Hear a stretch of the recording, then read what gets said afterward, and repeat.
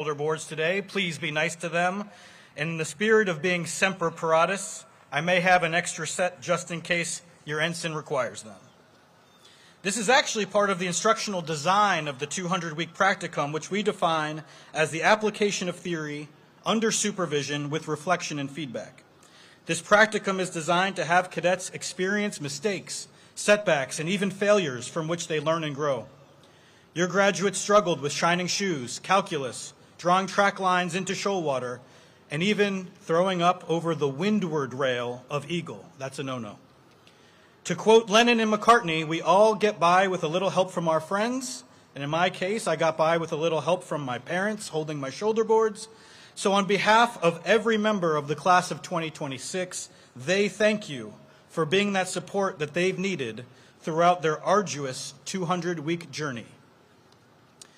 These journeys didn't just start at CGA. They started long ago in the homes they left, through tearful goodbyes to loved ones in the summer of 2022.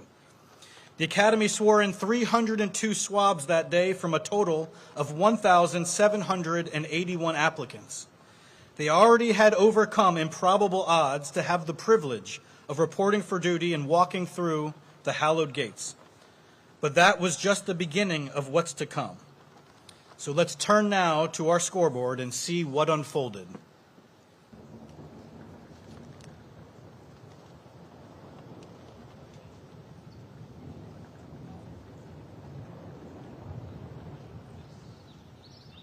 Okay, see you tomorrow.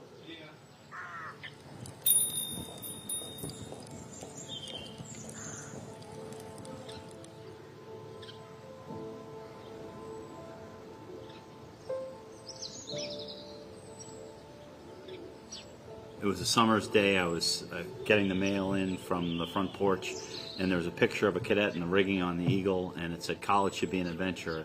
I had already made arrangements to go to North Carolina State University, had a dorm room. So my mindset as a high schooler was I want to get into the most challenging, competitive situation I can put myself in with the best group of people I can surround myself with. And that's why the service academy to me sounded like the best approach to really challenge myself. It was kind of a instrumental decision for me. I'd say the doubt started day one. And I was pretty intimidated and afraid and homesick. All that stuff was happening. That swab summer, we were doing 1,700 push-ups in a day, and it was never how many push-ups could you do or how do we break you down, but it was could you do one more? And when we thought that you were getting pushed right up to your limit, there was always space for like one more push-up in that case. And to me, that became an analogy for how the whole cadet experience was. And I was doing very badly academically, and I was doing very badly militarily, and I was on all kinds of different probations. Got the first F I've ever gotten in my entire life. And I was telling my mom, like, I'm not gonna make it here. This isn't for me. Almost every week, I was telling her I'd do another week, and then I was quitting. Well, she writes me a long, long letter. She says, "Dear Carrie, it's midnight, and I'm so mad at you that I could spit. I don't know what your problem is and why you're doing so badly, but you need to just buckle down and work hard because you're a good, smart girl, and you just need to get some better study skills." Second semester, my fourth class year, was the first time I had anyone reach out to me from home about being at the academy. And it was a girl who was working on a project for school about females that she has been inspired by just by doing what they do on a day-to-day basis. She asked me to send her pictures of me in uniform. It was the first time for me that I realized me being at the Coast Guard Academy wasn't just a big deal to myself, my family, but other females around me. And I think nothing in and of itself has inherent value individually, but put them all together and there is something special about the sum of the parts. So whether it's drill, shining our shoes, cleaning the head before a foreman wing inspection, standing guard mount or morning colors duty, in addition to calculus and chemistry. But you knew there was a training purpose behind all this attention to detail that we were doing. That level of bond with other human beings is special. And I know that I could pick up the phone and call other classmates to say, "Hey, I need you right now." They'd drop what they were doing. they would be there for me just like I'd be there for them. So there's something special about the academy and the process that brings people together. You become a family. Every aspect of this place pushes you one way or another. Being from this place is such an achievement. Being an officer in the Coast Guard is really that amazing. It's really that incredible to be part of that and have that influence on the people you're helping and the people that are working for you. And you don't really discover who you are until you kind of get put into that crucible of getting thrown into the thick of things. And if you allow yourself to just take an easier route, you're going to regret finding out who you really are. If you can make it through the academy, you're going to discover so much about yourself. The day I left the academy was the most emotional day of my life. I got into the car and drove away and looked out the back windshield and waved and cried, saying goodbye to the people I've been with my whole life. But if at that moment I had only known that when I got to the academy I was going to have a whole new family that I love so much, and they're basically a home away from home, I probably wouldn't have been as sad on the day that I left home.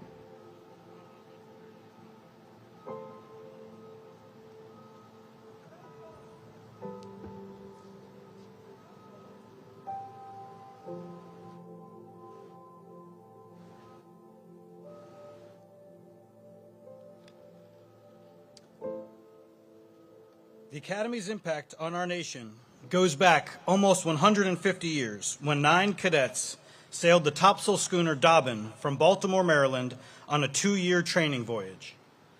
Other significant moments and places in Coast Guard Academy history include the historic Revolutionary War Army installation, Fort Trumbull, just about 2 miles south of us down the river, which was turned over to the Revenue Cutter Service in 1910. The fort housed the Revenue Cutter Academy, which was renamed the United States Coast Guard Academy in 1915 after the Revenue Cutter Service and U.S. Life Saving Service were merged to form the modern U.S. Coast Guard. In 1926, the Academy selected a black bear as its mascot, and soon after, a live bear cub named OBJ, short for Objectionable Presence, arrived on campus. For more than 50 years, the bear cub was kept on campus until 1984, when the last live mascot was retired to a farm in upstate New York. Today, OBJ is memorialized by a statue in Bear Plaza and by cadets who routinely wear a mascot costume at pep rallies and athletic events. In 1932, the Academy moved to the location we are at today. Cadets initially moved into Hamilton Hall, where their classrooms, barracks, and library were all located. Today, the facility has expanded to encompass 34 buildings and 103 acres. To complement the Academy's shoreside facilities, the Coast Guard sought a permanent afloat training vessel to replace the more ad hoc summer experiences that had been the norm up to that point. Following World War II, the United States seized the vessel, now christened as Eagle, as a war prize from Nazi Germany. Eagle left Germany and arrived in her new home in New London in 1946, where she has served continuously ever since as a sail training vessel for our cadets. In fact, Eagle is currently dutifully executing her missions at sea off the east coast of the United States in celebration of America 250 as I speak. Let's take a look at what they might be up to.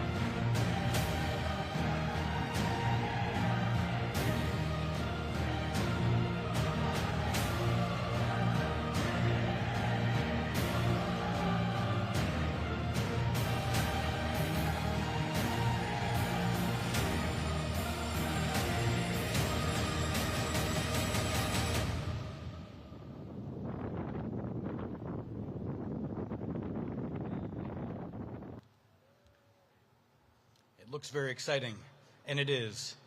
Ladies and gentlemen, I want to make another announcement about the heat and the water and your ability to go into Ballard Hall. We're obviously in a situation where the heat is considerable, and so please ensure your safety. Make sure you are hydrating as best as you can. As a nation, we have long been inspired by the promise of America, and some historic American figures have chosen to capture the emotion of promise through song. One such American, Catherine Lee Bates, was a literature professor who taught at Wellesley. In 1893, while visiting Colorado, Bates hiked Pikes Peak. At the top of the 14,000-foot summit, she was overcome by the majesty and splendor before her. The impact caused her to write a poem, which she first called Pikes Peak. The poem demanded someone put it to music. Samuel Augustus Ward, an organist and choir director at Grace Church in Newark, New Jersey, took on the challenge. Her words, his music, and America the Beautiful was born. By the 1920s, many believed America the Beautiful should be the national anthem of the United States. However, as you likely know, in 1931, Congress officially gave that honor to the Star-Spangled Banner. On a day where we are gathered here in celebration of these graduates who have chosen a life of service and embody the third stanza of America Beautiful, as they are those, quote, who more than self their country loved, let's pause for a moment and listen. Ladies and gentlemen, America the Beautiful.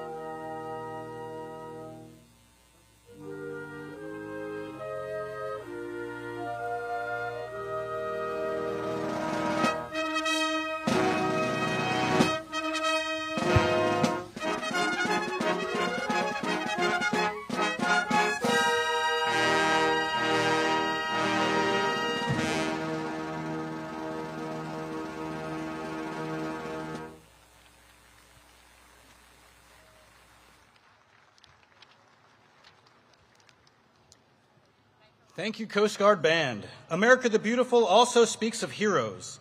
The Oxford Dictionary defines a hero as a person who is admired or idealized for courage, outstanding achievements, or noble qualities. Members of the Coast Guard are often put in situations that provide them opportunities to act heroically. It is our mission, our ethos, and Coast Guard heroes know that heroism without teamwork is nearly impossible.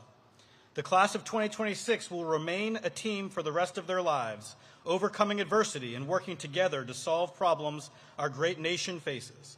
Although very different from prior classes demographically, in many ways, the class of 2026 has been trained and prepared just as those classes before them. In fact, many of the traditions, indoctrination, and training evolutions remain similar to decades past. Let's see what the last 4 years of training, along with some fun, at CGA looked like for the class of 2026. If you don't know me, my name's Nick. When I got into the Coast Guard Academy, it was the greatest day of my life. Little did I know what lied ahead of me. The start of my academy journey was marked by a 7-week training period called Swab Summer.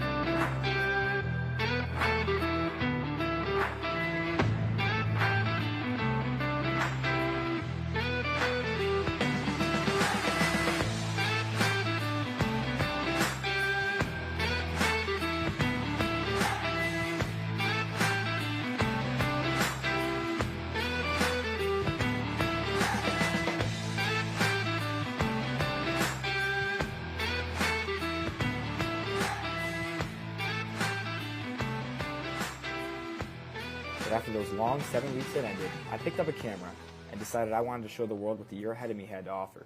So let me take you along for the ride.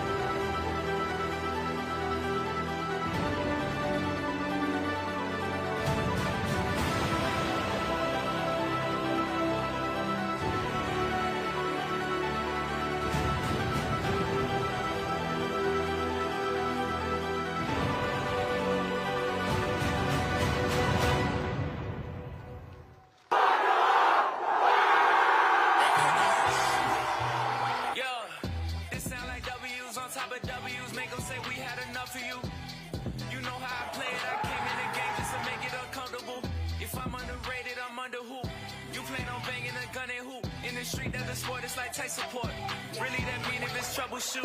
None of them up in the piece, got a feeling they more than running away. They whole vibe is on WWE, but they swear that they part of NWA. They got nothing to say, I got too much to say. I got one on the way, that's a few months away, but I'm sunning whoever I view in a way. And I know that it's true when I say God made a way out of nowhere. I could flex on these boy with my throwaways. Up all night like I'm clocked in for OT. Swing for KO when I get the okay.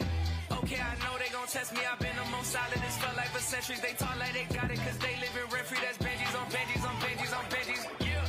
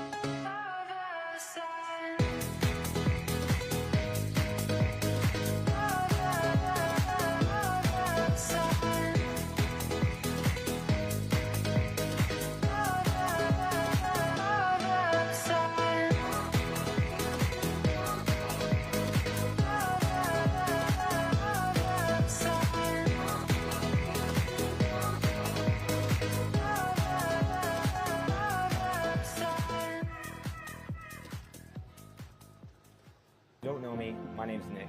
And when I got into the Coast Guard Academy, it was the greatest day of my life. Little did I know what lied ahead of me. The start of my academy journey was marked by a 7-week training period called SWAT.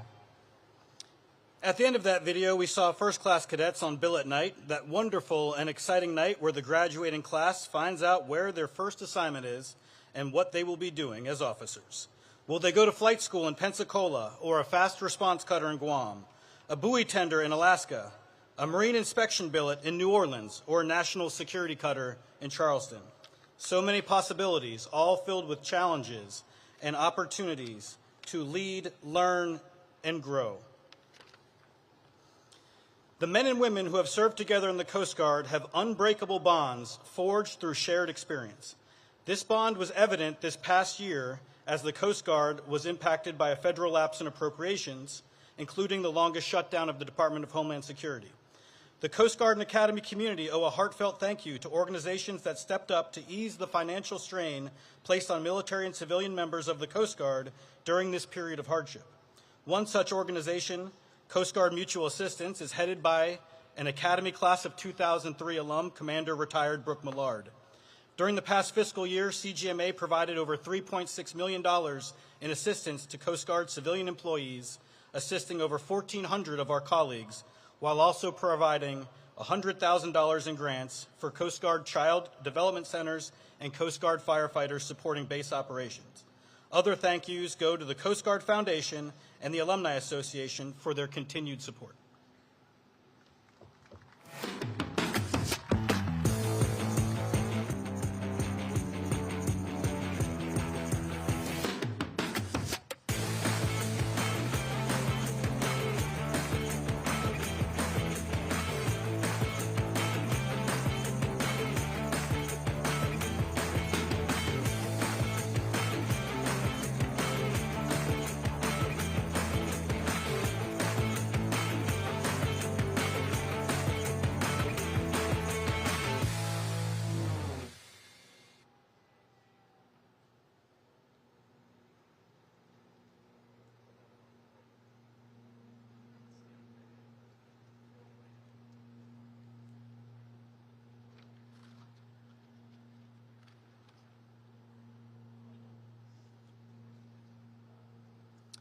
In a few minutes, the class of 2026 will proceed down the hill from Rowland Hall, through the south end of Cadet Memorial Field, and take their seats as cadets for the very last time.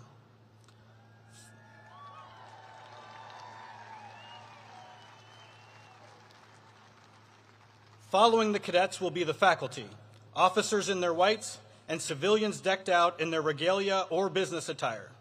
Civilian academic regalia denotes many things, including the type of degree the wearer holds and the institution that granted their degree.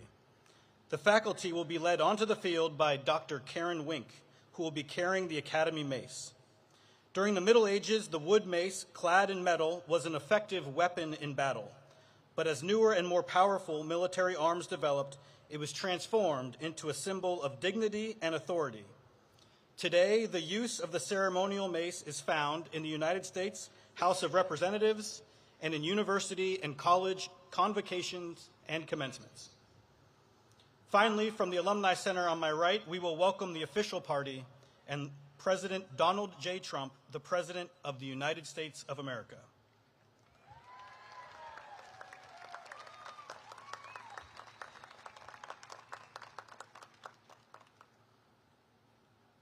As a reminder, following commencement, you are welcome to meet your ensigns at your pre-arranged location.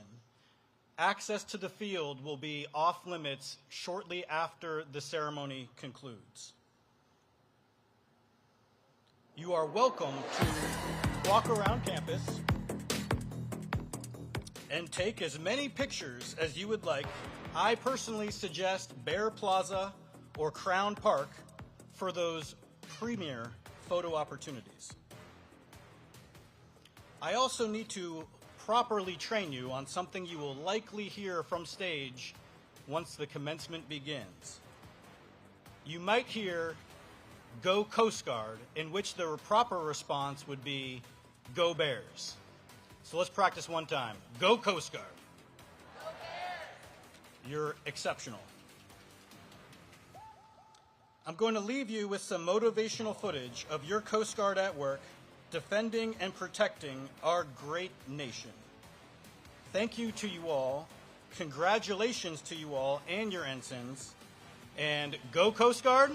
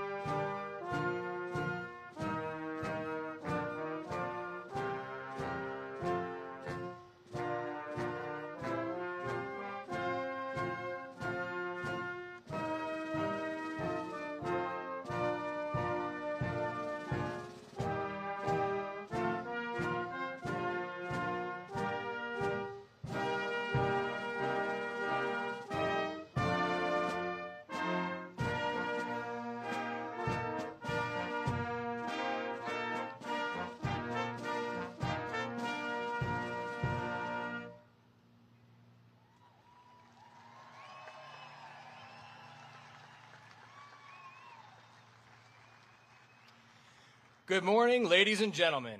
Welcome to the 145th Commencement Exercises of the United States Coast Guard Academy.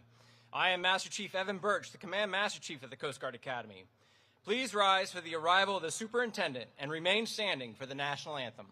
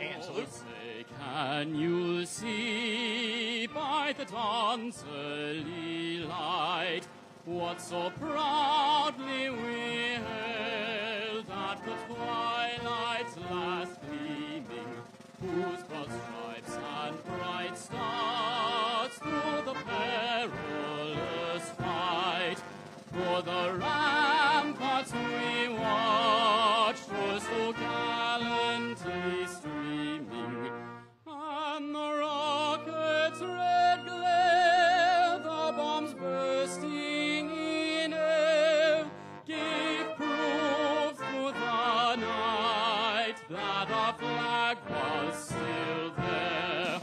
Oh, say does that star-spangled banner yet wave for the land of the free and the home of the brave. Ready, two. At this time, I invite Dr. Karen Wink to the podium. As mace bearer, Dr. Wink is among the most senior members of the faculty and personifies the ideal of learning at the Coast Guard Academy.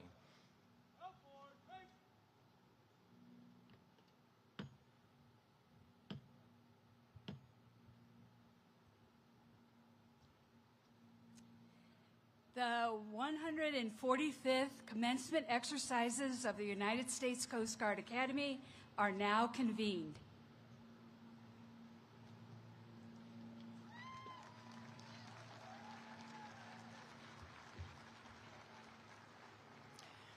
Captain Sonny Mitchell, Chaplain, United States Coast Guard Academy, will now deliver the invocation. Let us pray. Eternal Father, strong to save, we give you thanks and praise today as we announce to the world that the Coast Guard Academy class of 2026 is now officially Semper Paratus. We rejoice that 4 years ago, these men and women responded to your call to serve, and their continued dedication to this higher calling has carried them from suave summer to this moment. And as the great responsibility of leadership is placed upon their shoulders of these men and women, we pray in your divine mercy that you confer upon these graduates enduring wisdom, courage, strength, compassion, integrity, which will fortify them at sea, on land, and above the waves. May your grace and mercy continue to empower these young leaders as they move to take their place among the rich traditions that they will inherit. We pray this in your most holy and precious name. Amen.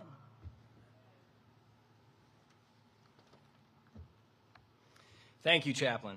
Ladies and gentlemen, please be seated. Platform party and presenters of commissions, please join the class of 2026 and uncover. All other military personnel, please remain covered throughout the ceremony. I now have the pleasure of introducing the 44th Superintendent of the United States Coast Guard Academy, Rear Admiral Greg Rothrock.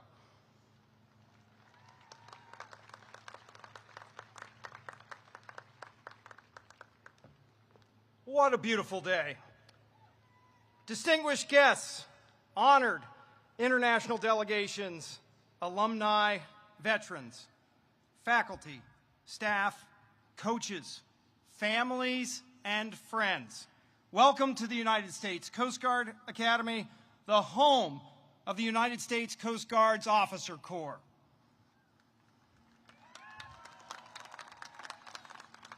To the great class of 2026, congratulations, you did it.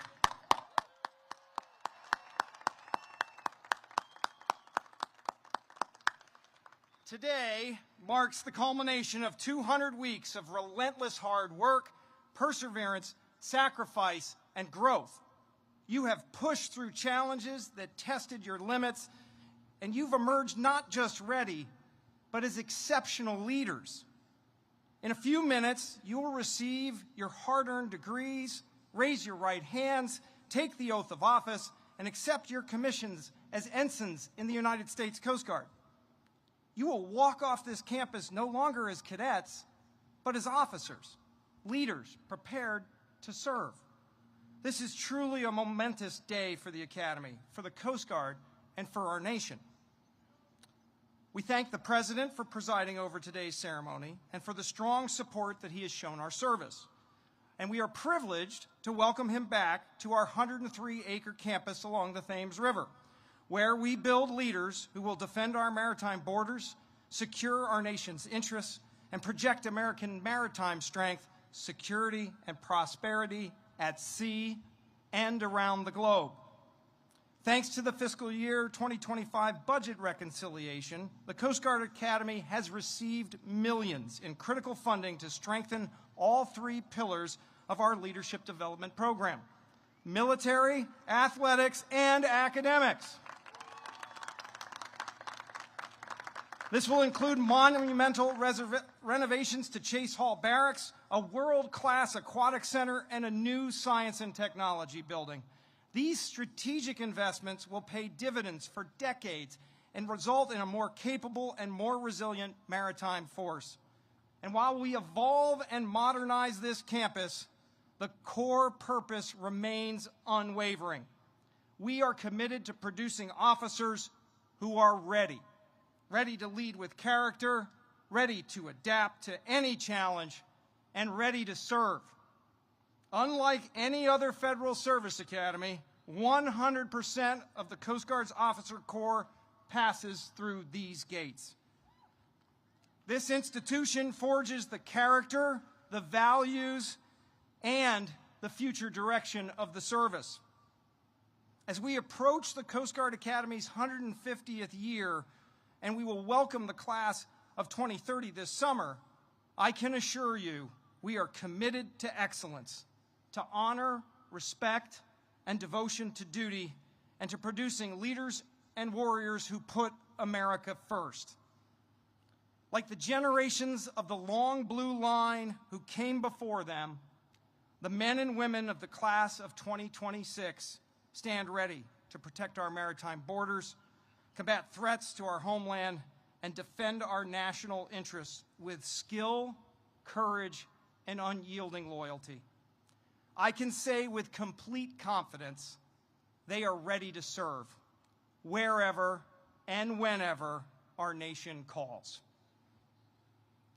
To the families and friends of the class of 2026, to the parents who guided, the siblings who stood by, the mentors and role models who offered wisdom and encouragement, today we celebrate not only the graduates' achievements, but the vital role each of you played in making this day possible. Take great pride in what they have accomplished and in the extraordinary service that lies ahead.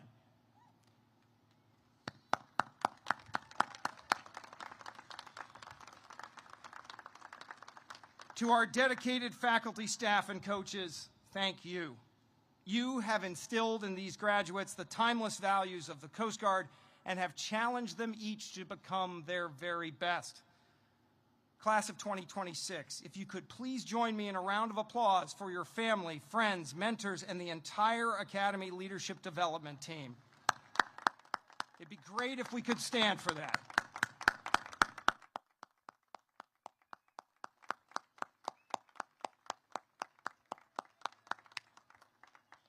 Thank you.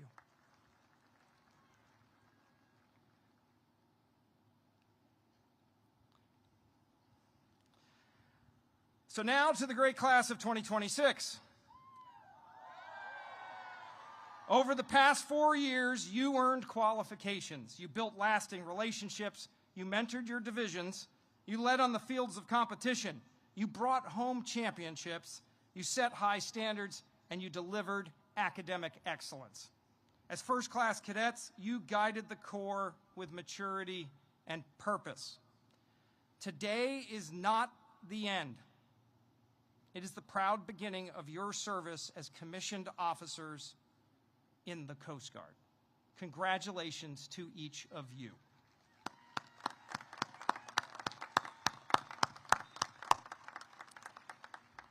Now, of the graduates before us, 7 international cadets have enriched our Corps while proudly representing their home nations. At this time, we invite these international cadets and their delegations to stand as I call their names. Please hold your applause until all have been recognized. From Guyana, Verlin Gibson. From the Philippines, Arlen Bangsoy, Matthew De La Vega, and Ilissa Flores. From Honduras, Carlos Zavala. From Taiwan, Song Kai-seng. From Vietnam, Nan Ta. Please join me in a heartfelt round of applause.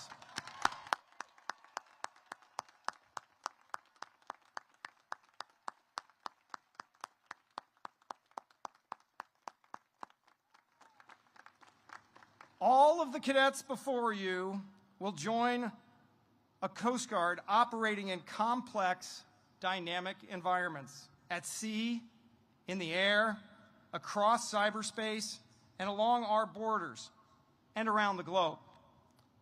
They possess the training, the resilience, the moral compass, and the warrior spirit to meet every challenge. Class of 2026, trust yourselves. Believe in your shipmates, lead with integrity, and always put your mission and country first. Congratulations.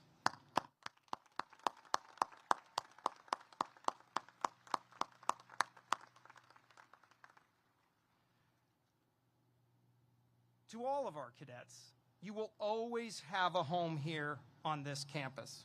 We cannot wait to see the great things you will accomplish in all of your years of service ahead. And so as the announcer said you might hear earlier, here we say, go Coast Guard! Go Bears! We'll do that one more time. Go Coast Guard! Go Bears! It is now my privilege to introduce this year's distinguished graduate. The distinguished graduate is the cadet who has achieved the highest military precedence average across academics, military performance, and the physical fitness program over their entire 200-week program. This year's distinguished graduate is Cadet First Class Matthew Lanzalata. First Class Lanzalata is from Virginia Beach, Virginia, and a member of Delta Company. He is a marine and environmental sciences major with concentrations in marine science and geospatial intelligence. His capstone research focused on testing short-range unmanned aerial systems to augment aids to navigation inspections. First Class Lanzalata participated in the Service Academy Exchange Program and attended the United States Air Force Academy during his second class year.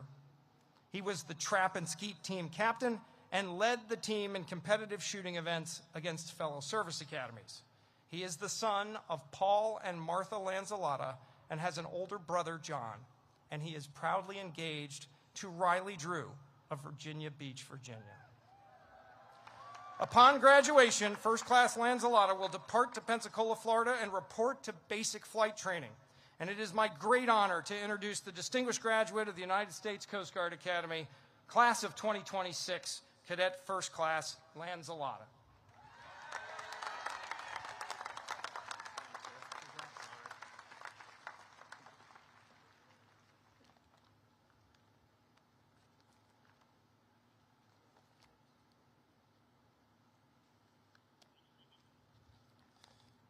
Good morning, Rear Admiral Rothrock, distinguished guests, faculty and staff, family and friends, and of course, the great class of 2026.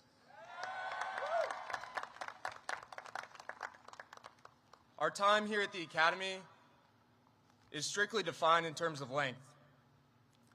When we wake up in the morning, what we do during the day, and when we can leave. But how a class navigates from the start to the end is largely on the shoulders of a class. During our fourth class year, we chose our motto to be, "We will find a way or make one," and that is how we navigated our time here. When we walked through the arches of Chase Hall 4 years ago, on that rainy, humid June day, we did not yet have a way. We chose the motto because the words were aspirational, and over the next 4 years, our relentless optimism and our consistent drive enabled us to grow into the class that the motto challenged us to be. We followed the paths set before us and made new ones for those who will come after us. Some paths are well worn. The classes before us have endured and overcome challenges of their own, and we've heard all about those challenges from those classes, especially some of the older classes, and they've told us how they're the last real class because of the challenges they've endured and the things they've done. And we too are the last real class because the last we shared together in the challenges we overcame. But we also experienced many firsts as a class that made us distinct. This year, our women's rugby team led the programs to the first collegiate national title. Our class was the first to implement a phased approach to summer training and the first to graduate ensigns with minors in emergency management. We pioneered new career pipelines into physician assistant school, into deployable special forces directly from the academy, first to ever do it. We found ways through challenges that tested our resolve but never did it alone. Our faculty and staff have shown up for us every day with professionalism, patience, and care. And they have taught us, coached us, mentored us, and kept us moving forward every single day. That commitment has left an impression on our class, and it deserves our gratitude. So I'd like to take a moment, if the class would like to turn around, look behind you. Behind you sit faculty and staff, family and friends, loved ones, who have poured into you, supported you on your hard days, and celebrated you on your good ones. And our class found a way because you supported us every step of the path to this stage. Thank you.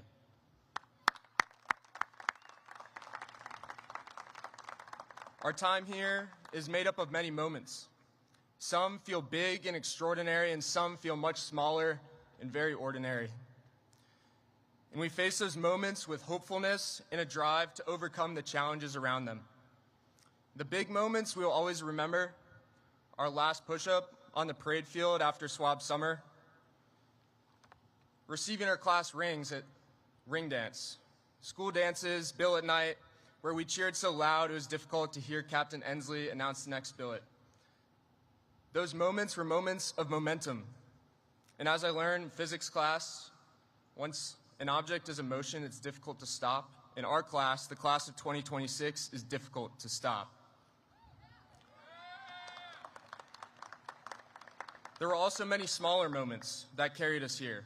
Staying in the wardroom long after food was served to spend time with friends, spontaneous conversations at the OD desk, running into cadets in public on the golf course, and late-night C-store runs for energy drinks and snacks to attack long procrastinated work. In those moments, and the attitude we brought to each next assignment, each next day, and each next semester is how we made our way to where we stand today. Soon, we will all report to units where we will have much to learn. The ensign bars we are anxious to put on our shoulders are not ones of experience, but ones of heavy responsibility. However, the attributes that carried us forward these last 4 years will matter much more than pretending we have all the answers. If we enter our new jobs with humility, relentless drive, and consistent optimism, we will continue to blaze new paths forward. When a cutter's bridge is exhausted, a watch floor is overwhelmed with calls, or the weather takes a turn for the worse, the class of 2026 will be ready. We will find a way or make one. Thank you.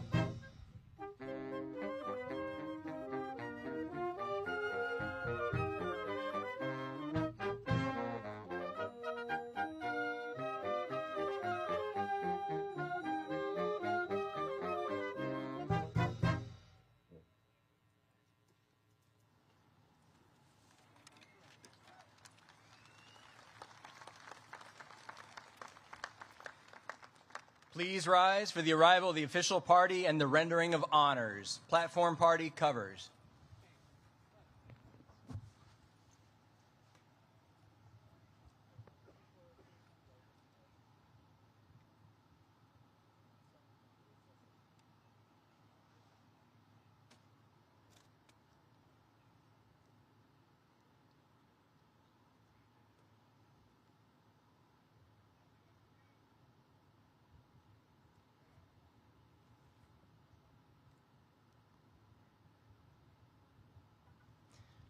Now, Coast Guard arriving.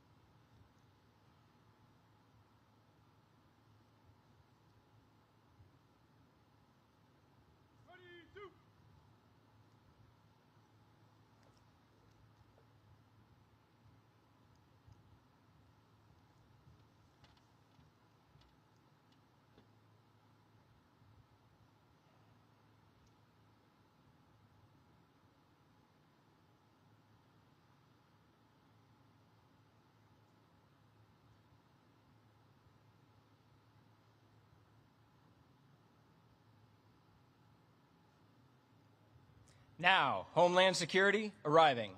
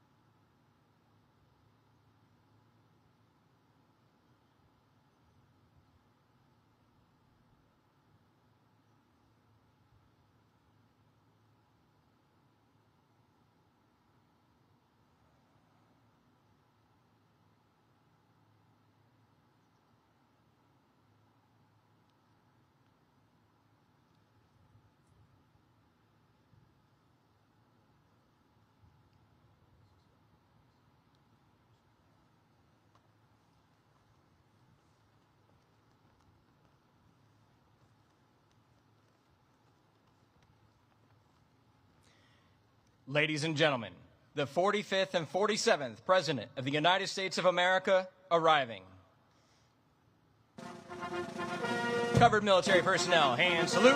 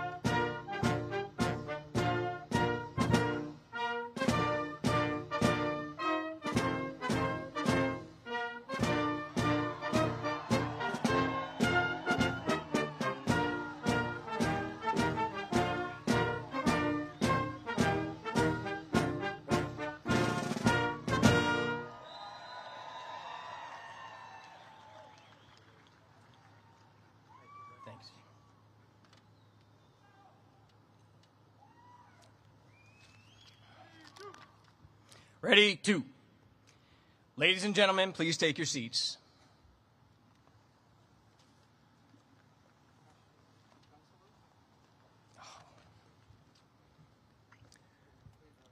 Please rise for honors with a 21-gun salute and ruffles and flourishes.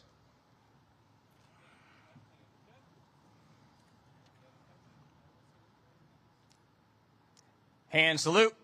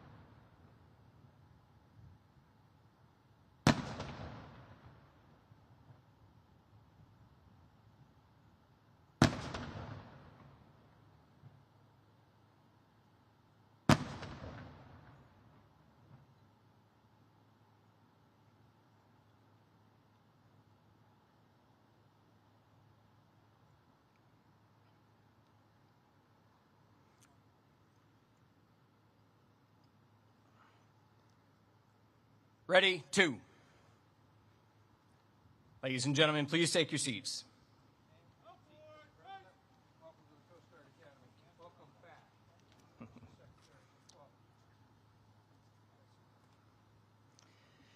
It is now my privilege to introduce the Commandant of the Coast Guard, Admiral Kevin E. Lunday.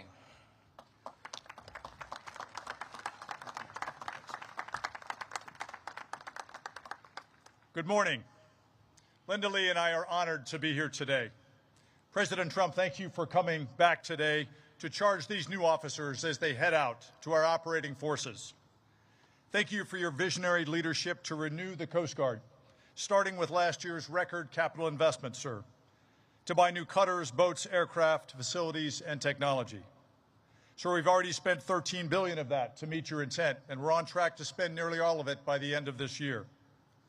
Thank you for your strong 27 annual budget that, when funded by Congress before October, will grow our service by nearly 6,000 people to operate those new assets.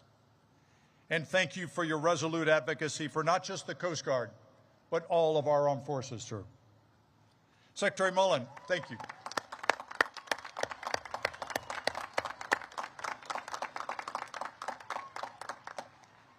Secretary Mullen, thank you for your leadership and support of our Coast Guard men and women and their families. And under the President's direction, for fighting to successfully fund the Coast Guard and the rest of DHS and ensure that what happened this year never happens again. We will not forget what you did, sir.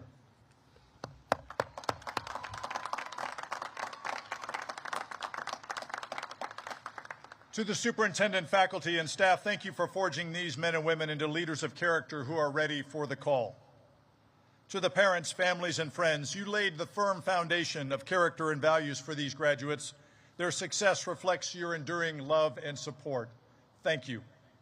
To the class of 2026, congratulations.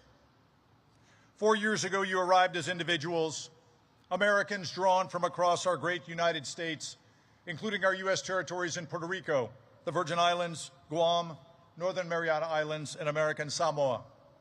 You were joined here by international students from allied and partner nations. Today, as you march out, you do so as a unified team, forged in the crucible and bound together by a shared calling to serve with honor, respect, and devotion to duty. You will serve at a time of historic consequence. The maritime domain is more complex, contested, and more vital to American security and prosperity than ever before. And today, the Coast Guard is in greater demand, and we are delivering proven value and results to the American people. We save lives.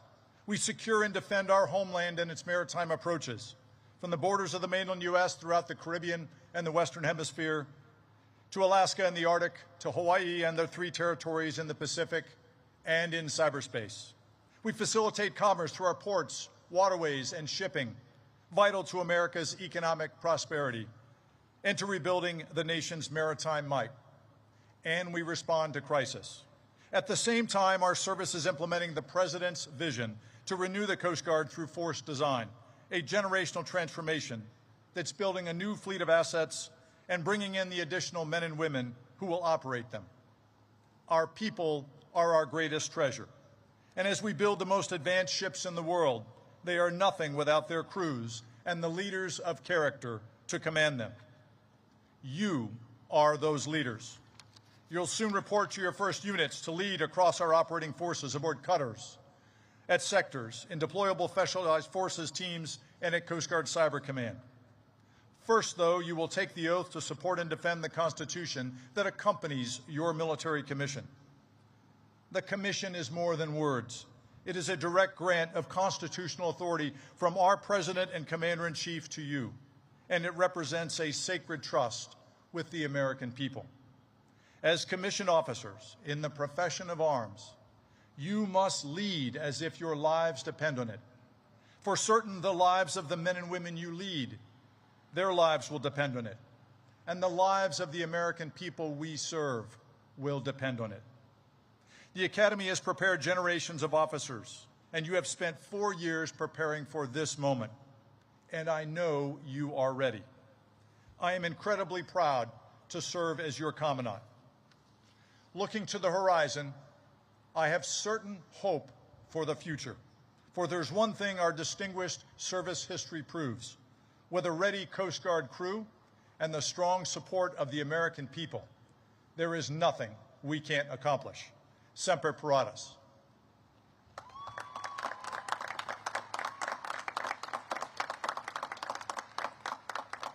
I'm now honored to introduce a distinguished leader who knows what it takes to secure our United States and enable our Coast Guard and the Department to deliver mission success. A fighter who's always in our corner, leading from the front, our Secretary of Homeland Security, Mark Wayne Mullen.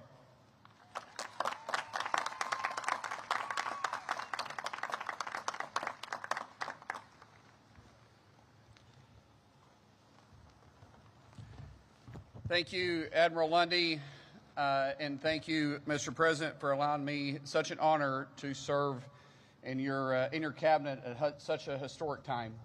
As Secretary of Homeland, it's a very humbling position I find myself in, and I play no games about who is my favorite out of the 22 components. I understand the Coast Guard, you're our first line of defense to protecting the homeland. And our President, our Commander-in-Chief, he believes in peace through strength. But he also understands that not everybody believes in peace, and some people only respect strength. And because of the great men and women who sit in front of me today, you give our Commander-in-Chief the options. Because you're the 1%ers. You're the 1% that will stand up and you defend our freedoms, you defend our Constitution, you defend our homeland, you defend our nation. And our Commander-in-Chief loves you for that.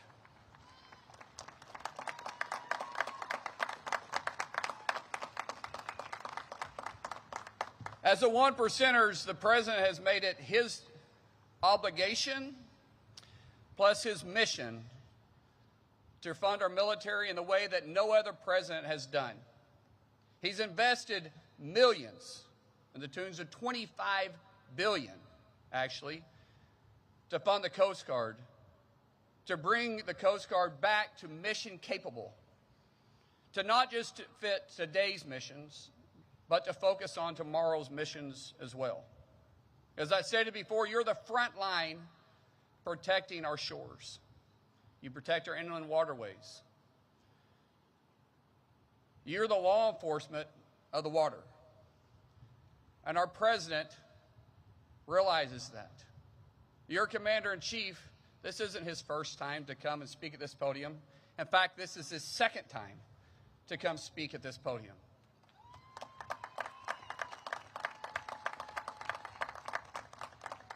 And I'm going to go off my notes a little bit and just talk about the ride over here.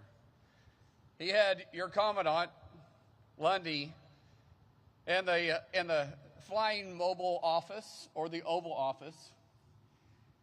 And he was bragging about everything from your uniforms to how you guys learn how to swim, to your missions capability, and to the fact that you guys are involved in every mission. And when we're taking down the narco boats to the illegal flag vessels, you guys are involved in it. And it comes with a great sense of pride for me, because I get to call our commander-in-chief also my friend. And for me to stand in front of you today and be able to introduce him to the one percenters, I take that as one of the greatest honors of my life. So without anybody waiting on me, because I'm never going to get in the way of this guy, let me introduce your commander-in-chief, our 45th and 47th President of the United States, Mr. President Donald J. Trump.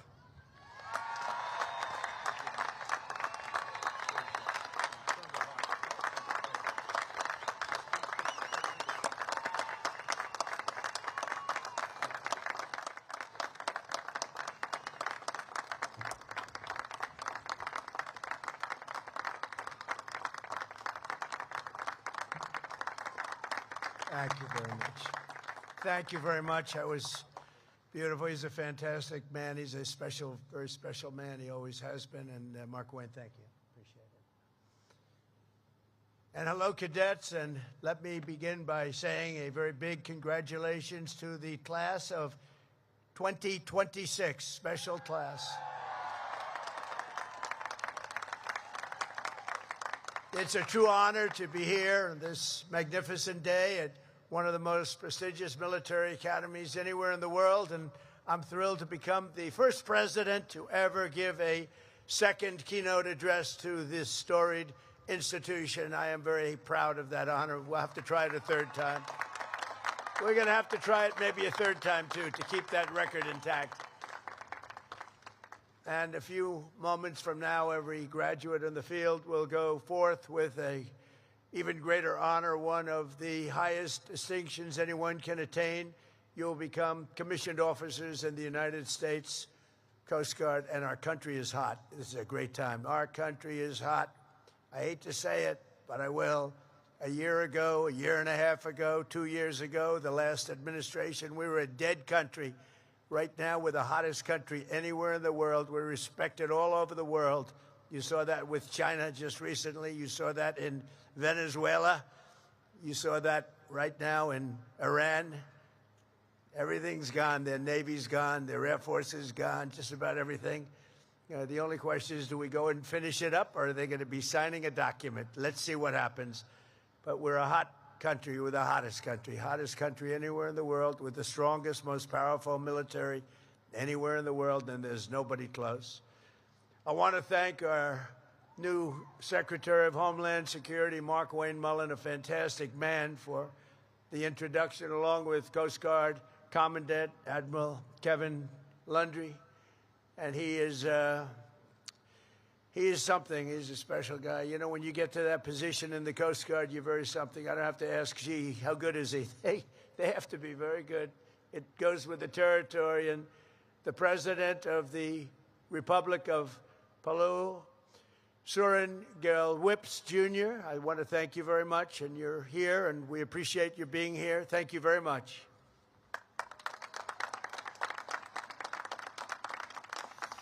Over the past 4 years, this class has been mentioned by an exceptional team of professors and coaches and military professionals who have shaped you into leaders. You came with very good quality, but they've shaped you nevertheless.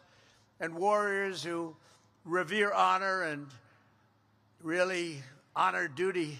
You honor duty like very few others can even think about it. So let's give a big round of applause to the entire faculty and staff that made this possible.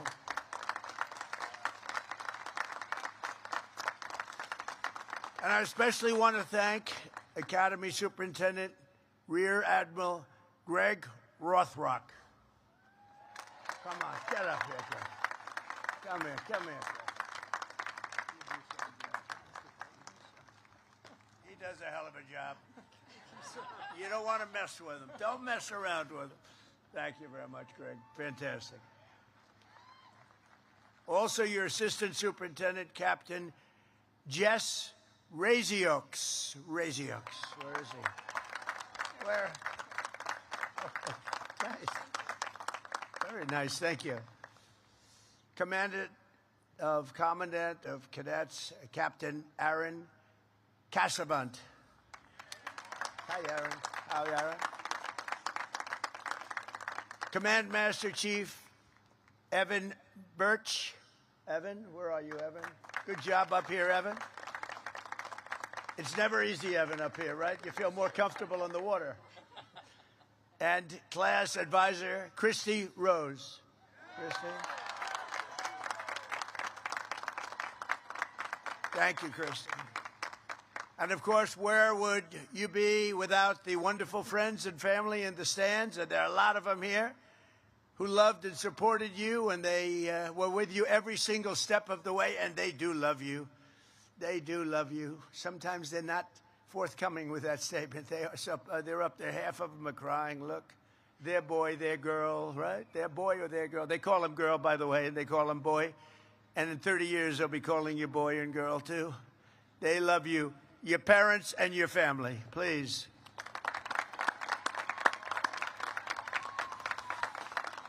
To all of the moms and dads, grandparents, and family members here on this joyous occasion, thank you for everything you've done to raise such amazing American patriots. We really appreciate it. What a group.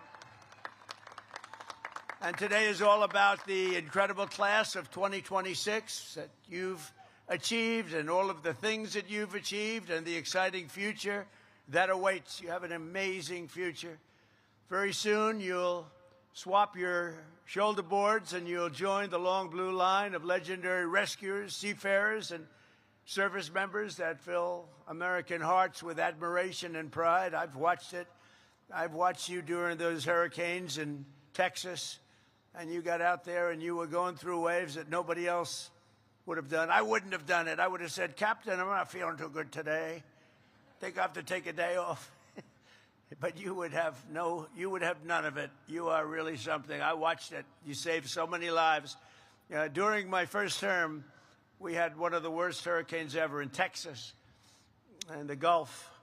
And the bravery that you displayed was incredible. You saved thousands. I think the number was 17,000 lives you saved.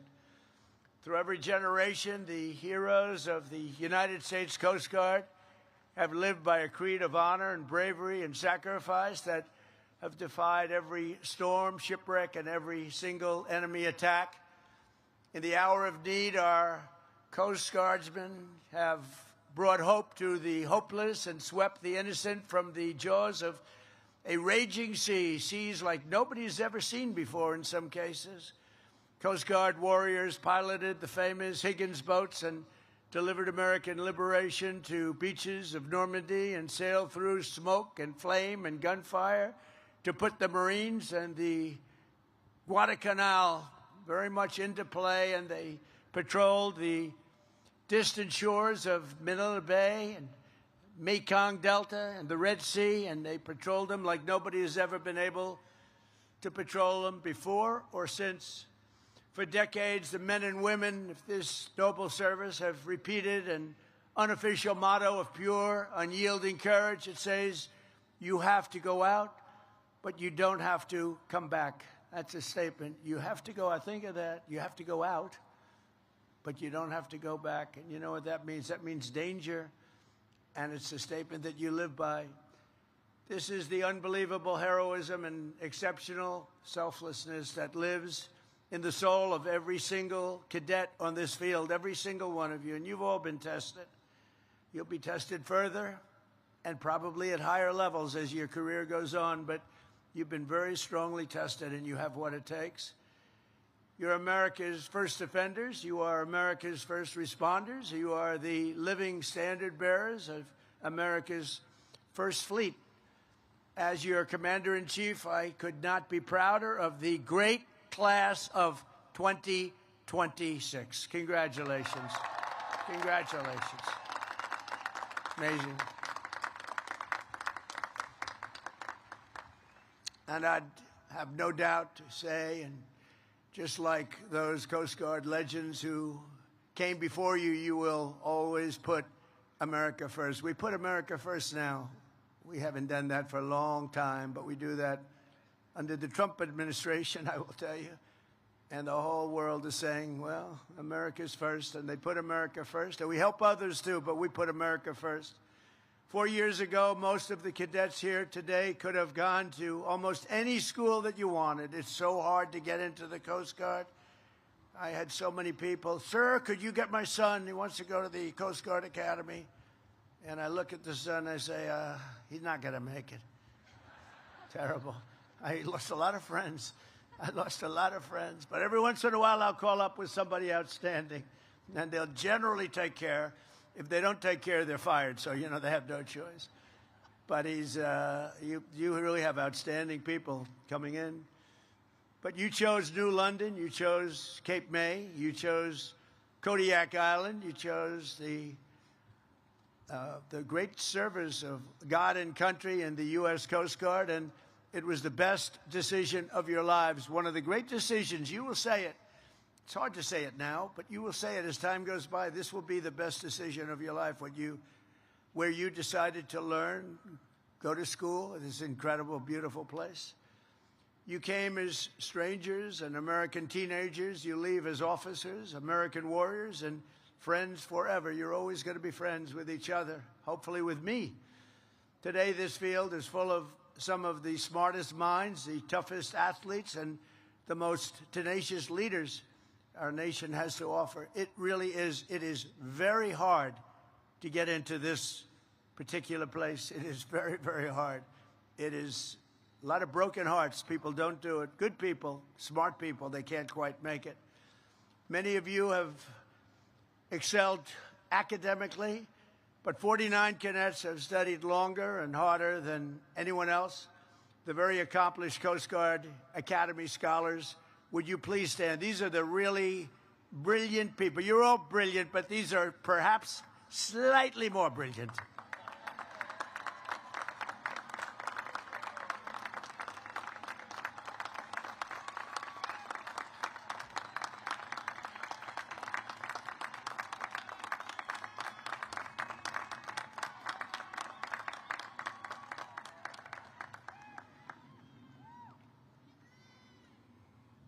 Don't feel guilty. Don't feel guilty. Never feel guilty about success, right? But I think it's great.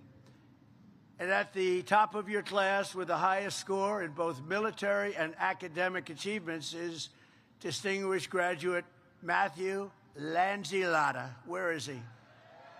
Where is he? Come here. Get up here. Come on. Come on, get up.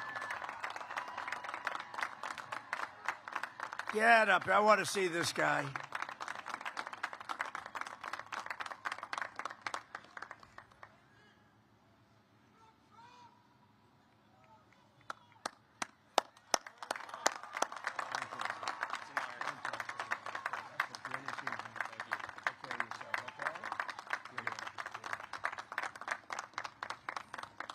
I hate good-looking men.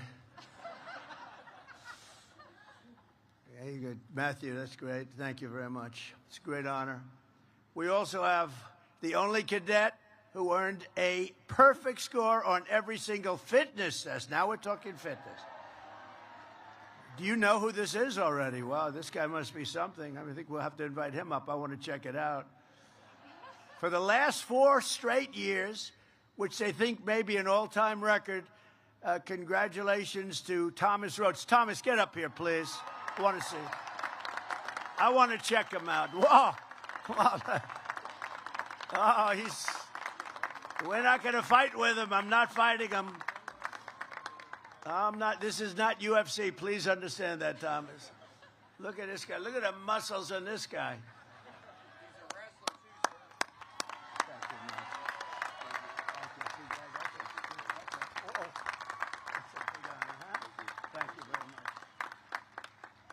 Just hit him in the shoulder. I hurt my hand. It's like hitting a rock. That's great. Thomas, that's fantastic. Another member of this class is making history as well today. Mike Kaddish becomes the first Coast Guard Academy graduate to ever go straight from the Corps of Cadets into the Coast Guard Special Forces. So what was that all about? Come on up here. Come on. Let's go. Come on up here, Mike. I want to see what these guys... I like to see, what these guys are like. Because, it's competition for me, too. I have to compete with you now. I'm not liking that. How are you? Fantastic. Wow, that's a big achievement.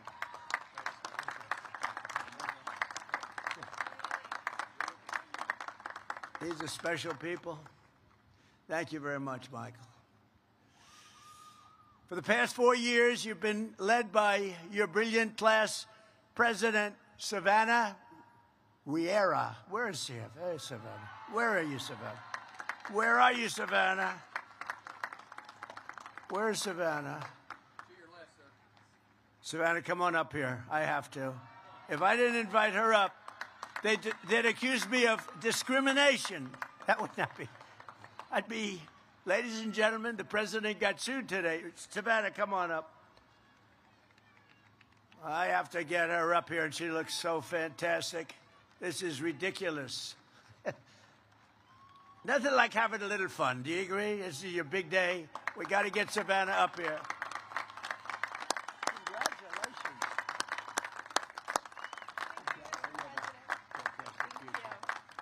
Thank you so much. Thank you, Savannah. Thank you. Thank you, Savannah. Well, this class has also been blessed with many tremendous athletes, including the Academy's all-time leader in receptions, yards, and touchdowns, wide receiver, Brooke Desta. Where's Brooke? Wow. That's a pretty good record, Brooke. I'll let you come up if you want. You want to come up? Come on up here, Brooke. Come on. You can see they want you up here, Brooke. So do we have a little NFL future here, maybe? I don't know. Usually that can happen when you're leading by that much. That's a lot of achievement. Thank you.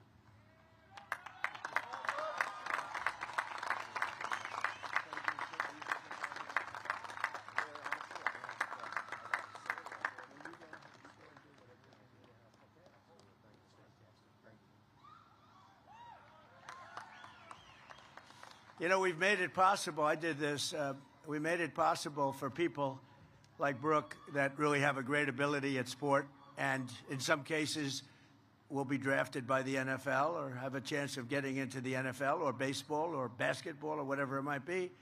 The problem is they had to serve, as you know.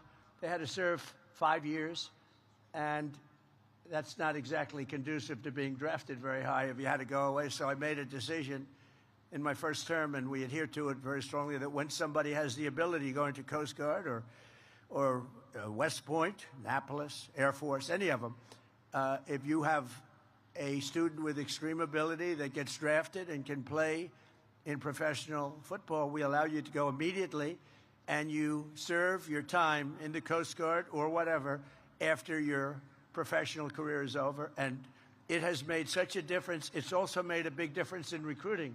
That's why your teams are better today than they used to be. So I make these little contributions. I don't know if people know I made those contributions, but so, Brooke, I want 25% of everything you earn. Thank you, Brooke. I appreciate it. So it's a little bit of a help, but it actually, what we didn't expect, it made your recruiting much better because you're able to now recruit the top people that really have a chance of getting into professional sports, and one of the reasons you have such good teams. We also have your all-time leader in points in the assist for women lacrosse, Abby McAllister. Abby, where are you, Abby? Stand up, Abby. Oh, are you that good, Abby? Do you want to come up, Abby? Come on, Abby. Come on up, Abby. See, we throw them a little off on timing when I do this, but what the hell? We have time, right? This is your day. And when somebody achieves with these people, we should give them a little extra recognition, right? That's a tough sport, Abby. I don't know. I'm not going to mess with you. That's great. That's a big record.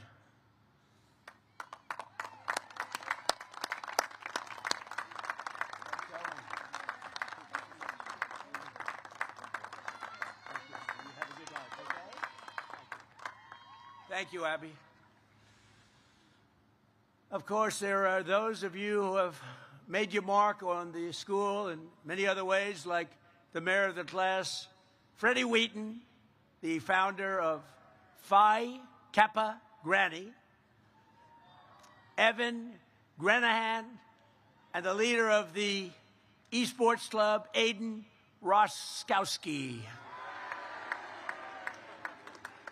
They've done a great job. That's good. That's also called leadership.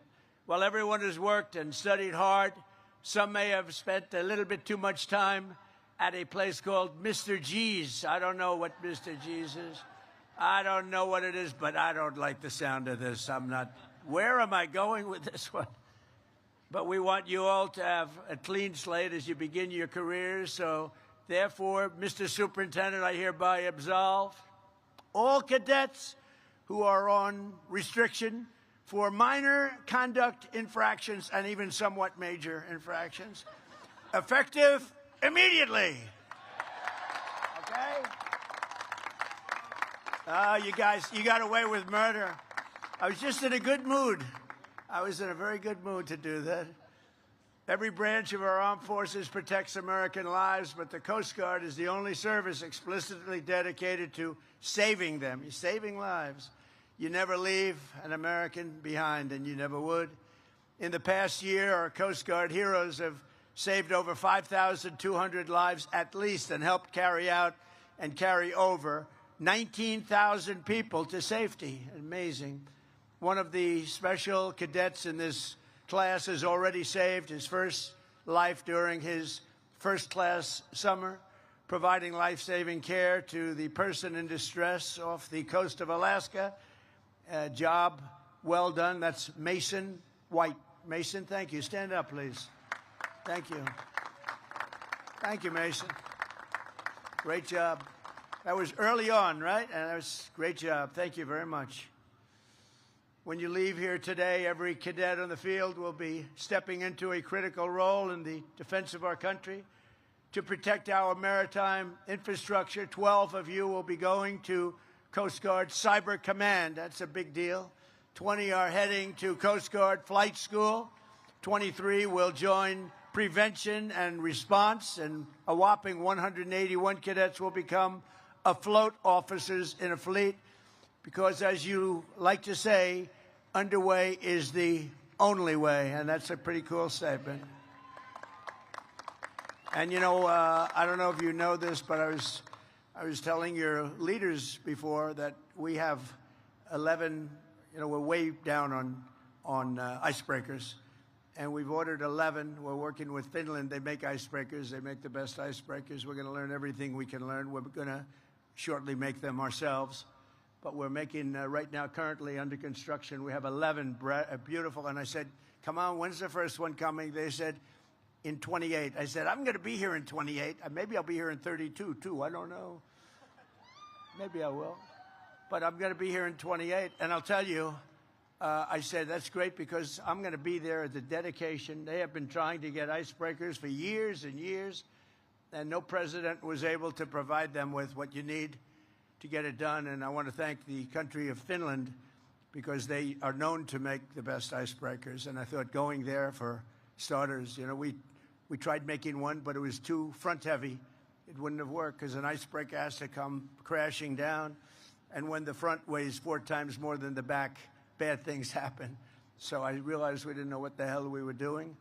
I went to Finland and was with the president of Finland, and we worked out a deal.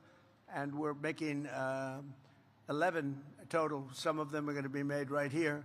We're going to learn the craft, and we're going to have so many icebreakers. You know, Russia has 48, and we have one very old one. It's ridiculous. And we have the whole Arctic. We have the whole region. And we're going to have a whole big fleet very shortly, and they're starting to come in a very quick fashion. After that, we're going to go way up higher. We'll have at least 55 within a short period of time, so that'll be great. And you're going to be operating them and running them, and it's probably another category.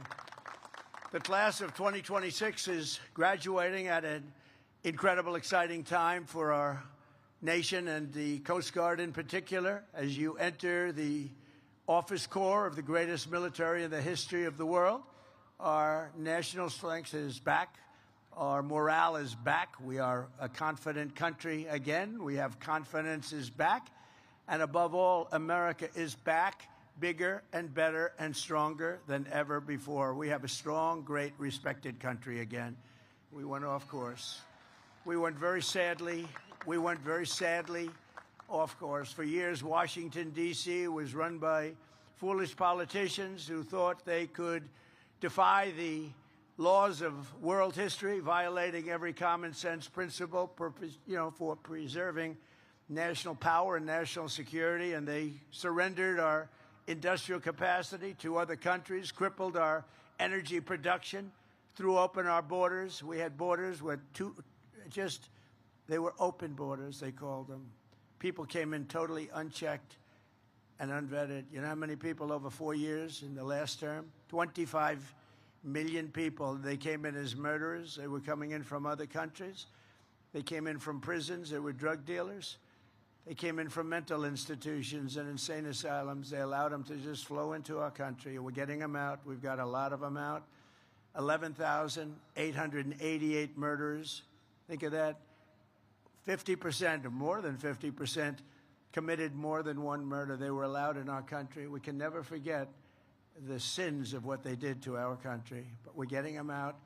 In fact, we've gotten them to the extent that we just had the best crime numbers in history. The best crime numbers, meaning the lowest crime numbers in history, were just last month released. Lowest number of murders since the year 1900, 125 years. So what they did to us is terrible, but we're getting it back into shape really properly.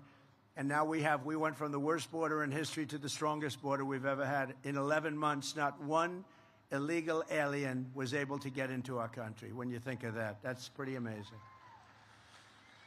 And they can come in, but they have to come in legally. They have to come in through a process. They have to love our country. They have to show us that they can love our country, not that they want to blow up our country. I think that everybody agrees with that. Under this administration, we don't apologize for American power or wealth. What we do really is we want to maximize it. We take advantage of it. We unleash it. And we wield it to pursue our country's glorious destiny and our beautiful American dream. We have the American dream back. You didn't hear about the American dream too much for 4 years, and now the American dream is back. This is truly the golden age of America. We are in now the golden age.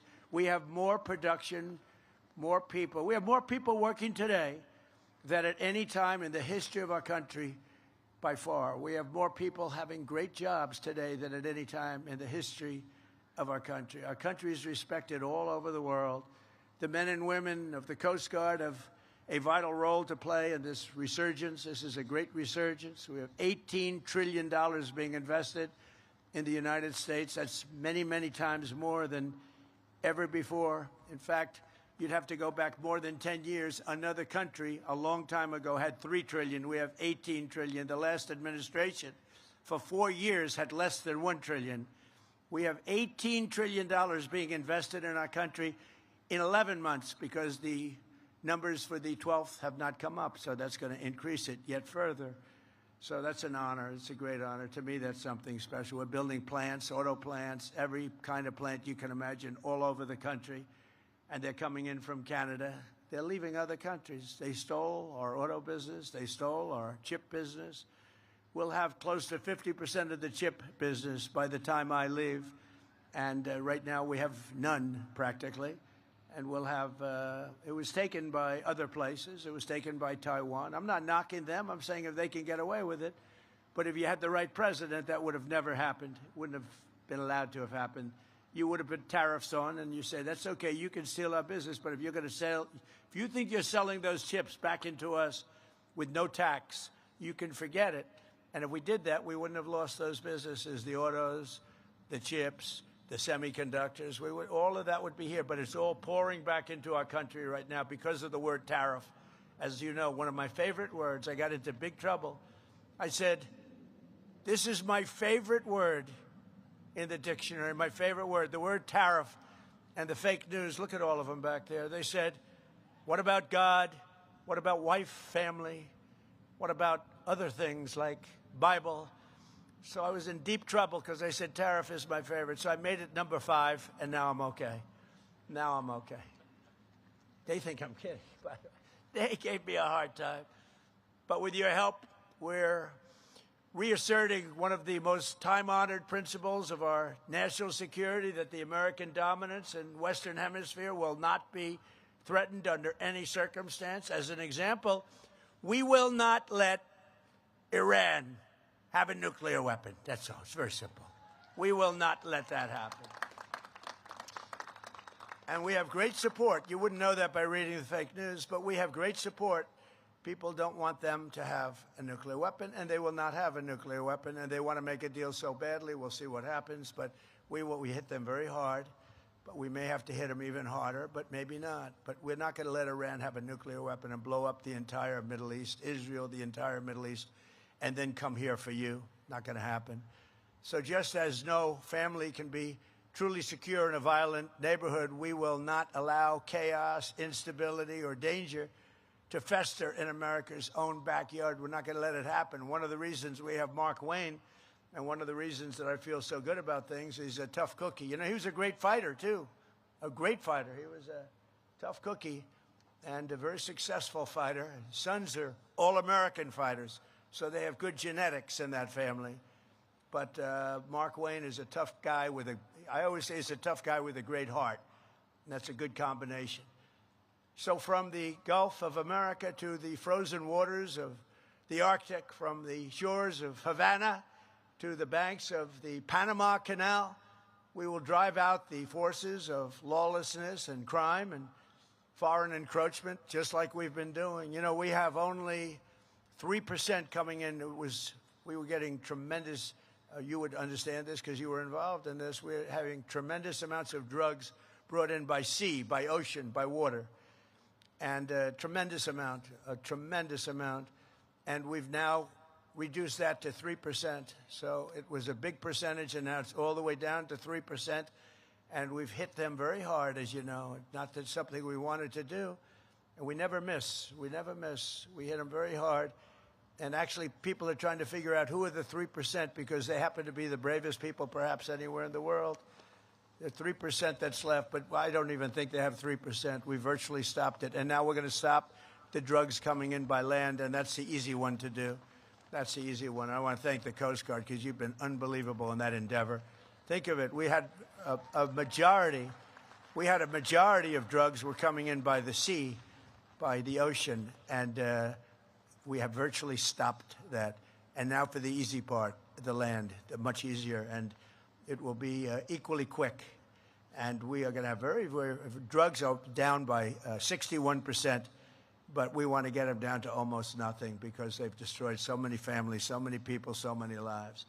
Our Coast Guard cutters are elite tactical teams where the pivotal is enforcing our successful blockade. And you just have to see this. We have a blockade that's, they call it the wall of steel. Nobody goes through them. And you're a big part of it. Nobody goes through. The Navy, the Coast Guard, we have ships that tried to go through, and they're saying young captains from Coast Guard Academy, the Naval Academy, Annapolis, And they're saying, do not proceed further. They have the greatest loudspeaker system, much better than this one, let me tell you. It goes over the water, it bounces on the water, and you have this young, handsome captain saying, do not proceed further. You are in enemy territory. Do not proceed further or we will shoot.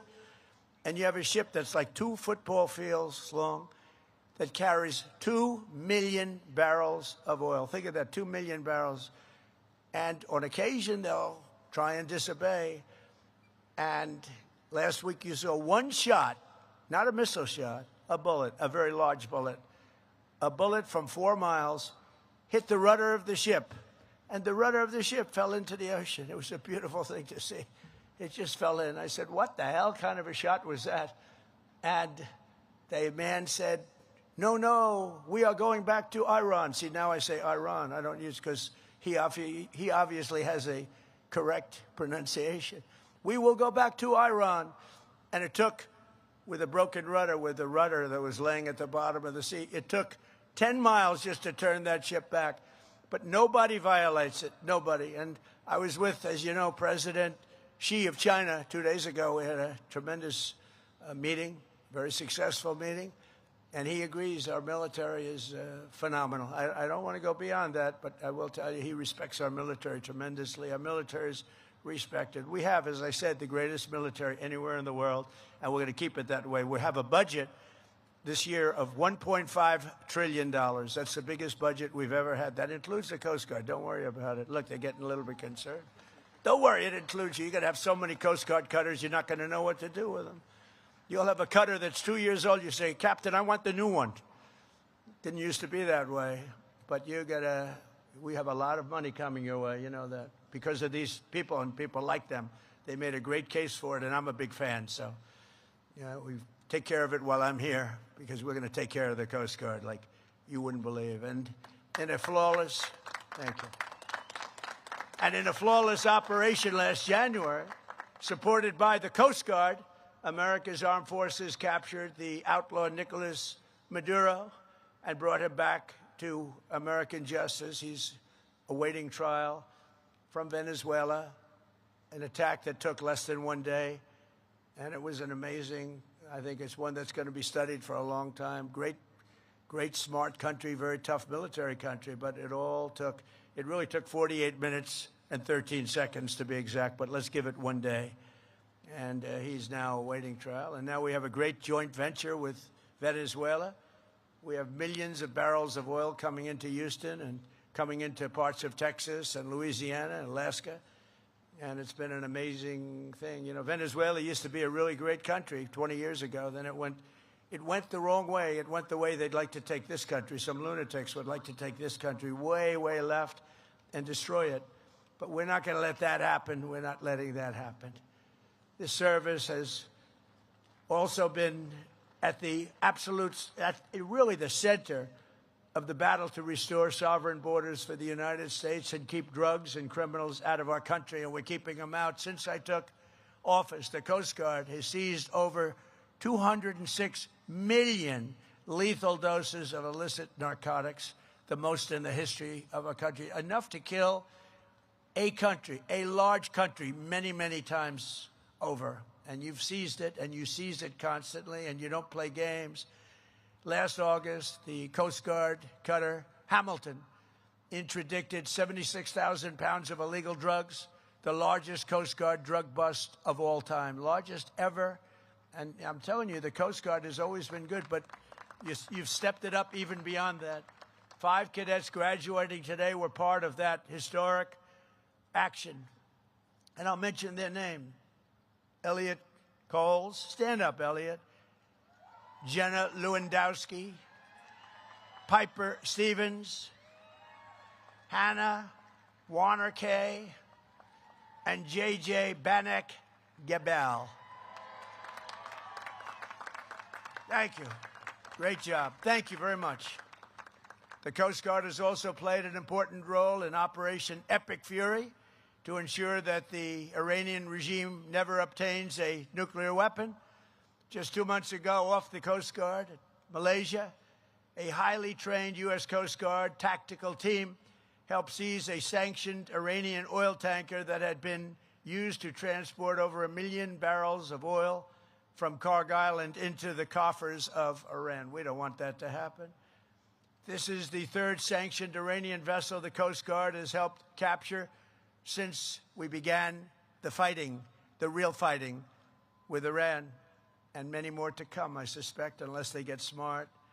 Everywhere you go, you say, never forget. You represent the most righteous, successful, and exceptional nation in all of history, and you were really put in a position where you wear the uniform, the most powerful military ever to sail the seas. You are right now at the pinnacle of this nation. You are at the pinnacle. 4 years ago, 3 years ago, I couldn't have said that. I wouldn't have been up here, but I couldn't have said that.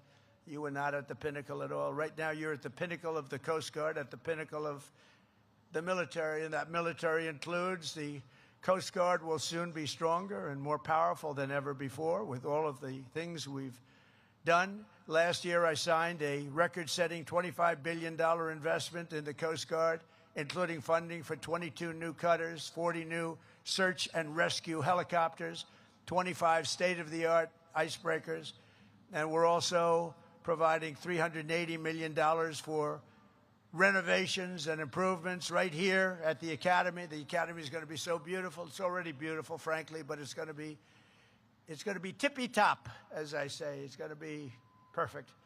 Under our leadership, this service is seeing more action than at any time in many decades. I would say at any time, period, you've never seen what is happening. And the Coast Guard, as good as it has been, has never seen what's happening to it right now.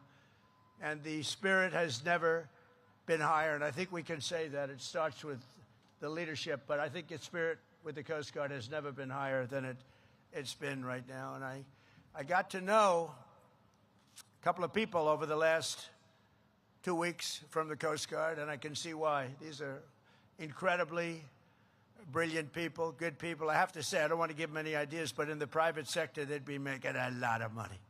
And you know what? They wouldn't trade what they're doing. Would you guys trade for millions a year? Maybe. Maybe. No, you wouldn't. I don't think you would. A lot of people would like to be in your position that are doing very well, believe me. In the 4 years before I took office, the Coast Guard recruitment missed targets by 20 and 25 and 30%, the targets, the recruitment targets.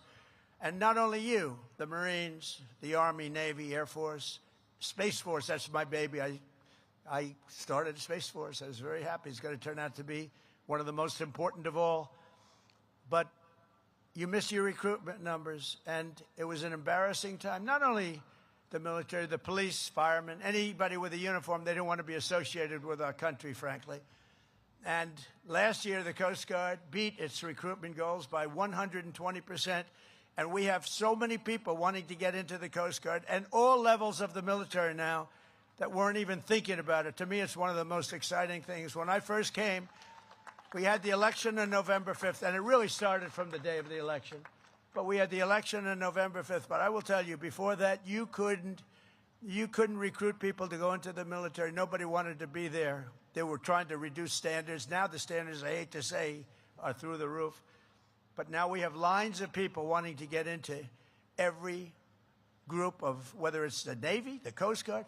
And I will tell you, I looked at the numbers, the Coast Guard in particular, you have exceeded your numbers. You have a waiting list that's a mile long of people that want to get in. So I think I have to say congratulations on that. You know, it's a really big deal. And by the end of my term, we are adding 15,000 new Coast Guardsmen. And we're going to have them added to the list because of all the new equipment that we've ordered. And it's a true honor to be your commander-in-chief. I mean, I'm looking at you. I'm glad to get to shake hands of a few of your outstanding people. But every one of you are outstanding. You're in a category that's really very unique, very hard to be, very hard to get there. Now you know, even by the recruitment numbers, you know it is. But beyond that, it's just a very special group of people, and you are a very special group of people. As you begin your important new missions and your mission in life, today let me leave you with a few words of advice to maybe help you a little bit on your way. First, most important, never ever give up. Never give up. They ask me, how do you be successful, sir? Starts with never give up. I've learned a lot about life, but the one thing I've really learned is that perseverance, never quitting, never giving up is a big deal. You'll be right there, right at the gate, and you've seen it. You've seen it in sports. You've seen it. They're right there at the gate, and they give up. Never give up. And whatever happens, no matter where you are in life or what situation you find yourself in the seas or anywhere else that you may be, keep pushing forward. Always push forward. Never stop pushing forward. No matter how terrible the storm, no matter how difficult the mission, never surrender. Keep going, keep fighting, and make the adversary quit first. Let them quit. They're going to quit if you keep going. Second, at this pivotal time of transformation for our armed forces, you have to think big. It's much better thinking big. Small solutions yield small results. Only big ideas will yield to tremendous change and greatness. Americans do not want to live in a world ruled by someone else's big ideas. Live in a future and shape your future, and you want to dominate your future, and you want to dominate it for your great military and for your country. Think big. During the course of your Coast Guard careers, it will be time for incredible change, and change is going to happen, change that we can't even think of right now. The things will happen, and I believe for the best, hopefully for the best, but I believe for the best. But things will happen that you can't even imagine, and it's going to be very exciting. But the way that's going to happen is through thinking big. Nothing great was ever built. Think of that.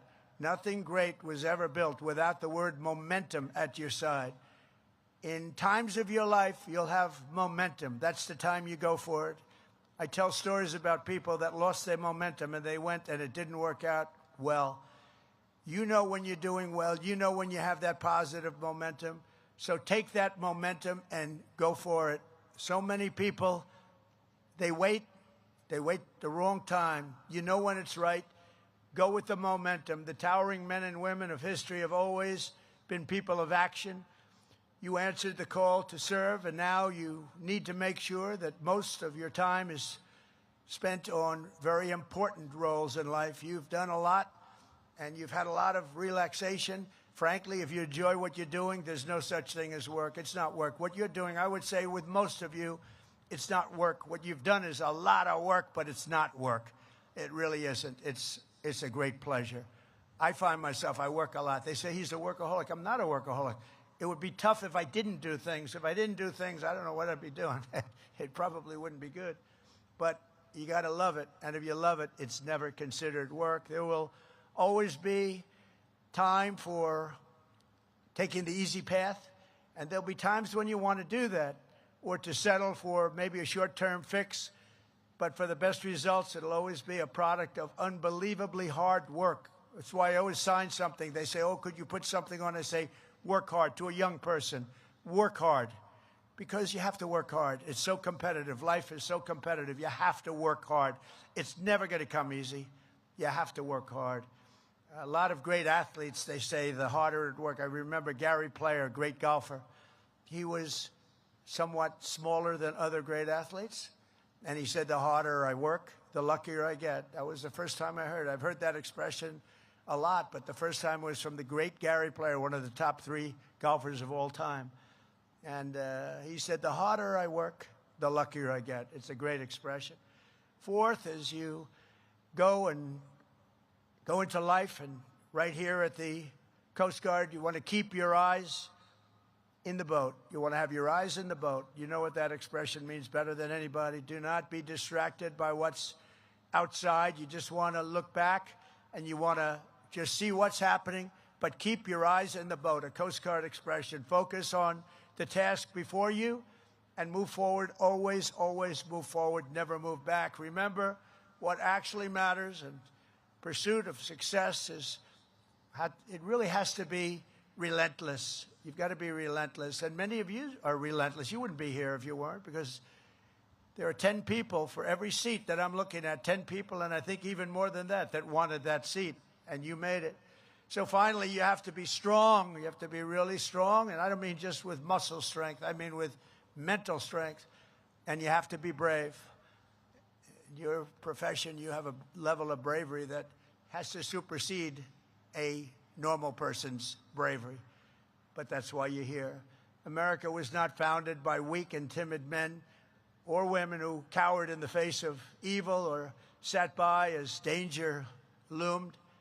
As President Theodore Roosevelt said, freedom is not a gift that lasts long in the hands of cowards and weak people. Today, our country faces the threats that are very strong, but we have a much stronger country today than we had 2 years ago. Today, the threats that look really bad 2 years ago, 3 years ago, we had a country that was rudderless, just like that ship that had its rudder shot off. We have a country now with very strong, powerful rudders. But every one of you has your soul, the strength and courage to face whatever comes before you. You're going to do unbelievably well. I mean, just have no idea. I look at audiences all the time, but I'm looking at this audience. It's just an incredible group of people, a beautiful, beautiful, brilliant group of people. So you're brave and you're bold and you're always ready to go, and you inherit the legacy of some of the most daring and intrepid Americans ever to live. You are inheriting the mantle of some of the bravest people, some of the most incredible warriors ever, right here. A tradition of pride and glory and greatness passed down from one generation to the Coast Guard heroes to the next. You had great heroes. In World War II, the Coast Guard was the first branch of the military to seize a Nazi vessel and take enemy prisoners. The first one to do it was the Coast Guard. The first branch to traverse the Northwest Passage, and the first to sail a ship right up the middle of the frigid seas to the North Pole. You were the first. You were the first to do so much, and that's not going to change. And now you have equipment. I think we can say definitely when all that new equipment comes in, Admiral, you have equipment the likes of which the Coast Guard has never had before. So you'll have many ships sailing up instead of one. You're going to be doing things that nobody even thought possible. You have on order. Some of it's already delivered, but you have on order the best equipment anywhere in the world. There's no other Coast Guard. There's no other, frankly, Navy that has anything like what's coming your way.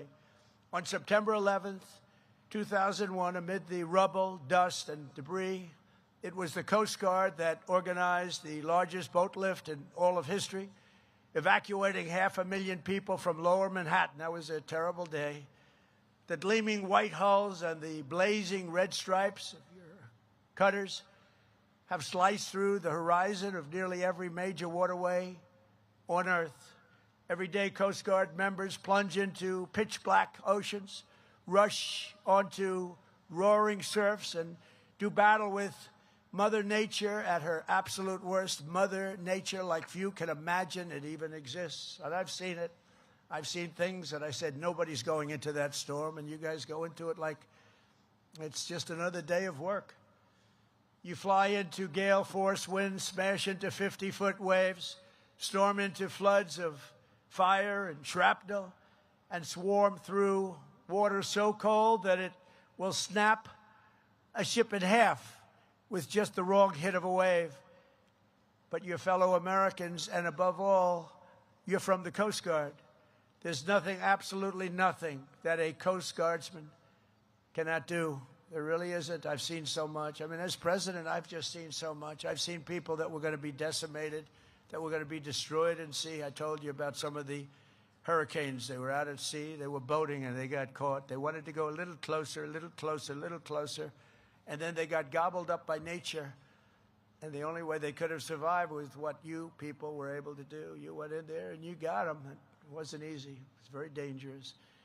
No matter how perilous the task, you're unafraid, and you're just an unstoppable force, and you want to stay that way. The U.S. Coast Guard has never, ever let us down. And with men and women like the great class of 2026, I know that will never happen. You're going to go on to greatness, the likes of which even the Coast Guard has not seen. So wherever the duty calls, whatever danger comes our way, you will fight, fight, fight, and you will win, win, win. I want to just say a very strong God bless the Coast Guard Academy, the class of 2026. God bless the United States military, and God bless the United States of America. Thank you very much. Have a great, great, and stellar career. Thank you very much, everybody. Thank you.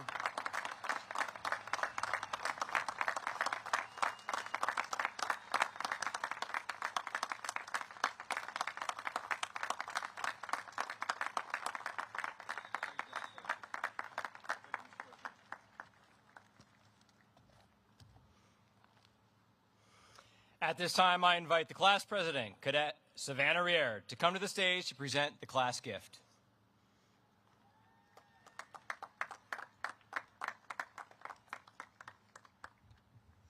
Mr. President, on behalf of the class of 2026, I present you with this token of appreciation.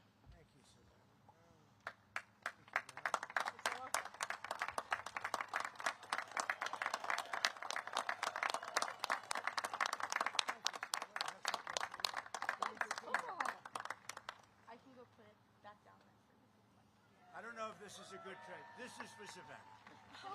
Thank you. Thank you so much. Would you like me to put that back down there for you? Okay. Thank you.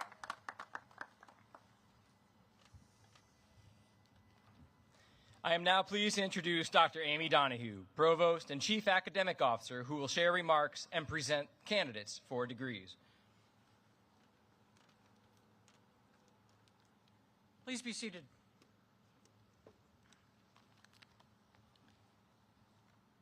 Mr. President, Mr. Secretary, Commandant, Admiral Rothrock, distinguished guests, good afternoon. And good afternoon to the great class of 2026.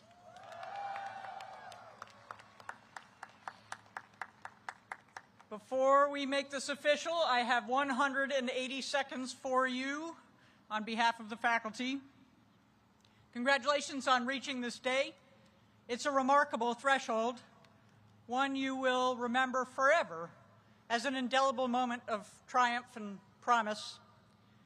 Today, you stand at the boundary between cadet and officer, between preparation and service, between keeping your eyes in the boat and being responsible for the performance of others.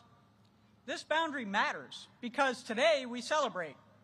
We reflect on your success, all you've achieved since you showed up 4 short years or 1,432 long days ago. But starting tomorrow, the world will depend on you. It will depend on you to keep commerce flowing through the maritime system, to protect our homeland, to respond when disaster strikes, to stand watch in dangerous places. Most Americans will never know your names, but they will live securely because you serve. Over the past 200 weeks, this Academy has demanded much. You have written mountains of papers, taken scores of exams, attended thousands of hours of class, marched hundreds of miles, sailed thousands more, consumed heroic quantities of pizza. Through all of that, you've succeeded academically, militarily, physically, else you wouldn't be here today. Fundamentally, you have changed.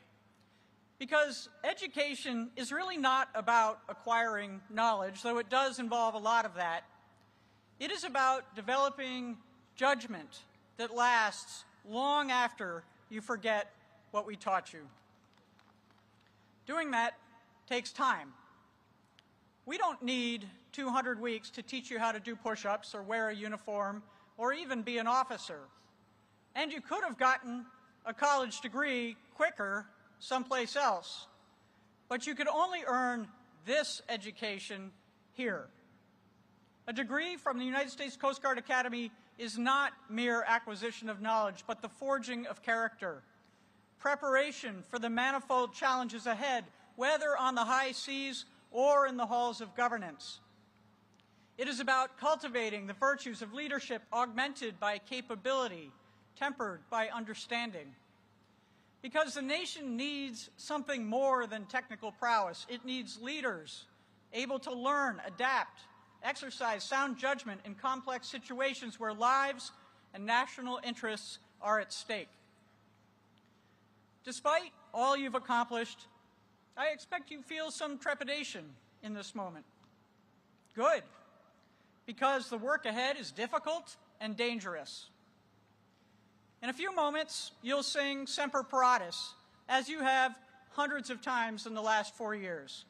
And you will put particular emphasis on the words, fight to save or fight and die.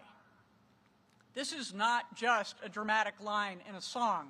It is a reminder that this nation asks for your courage and sacrifice.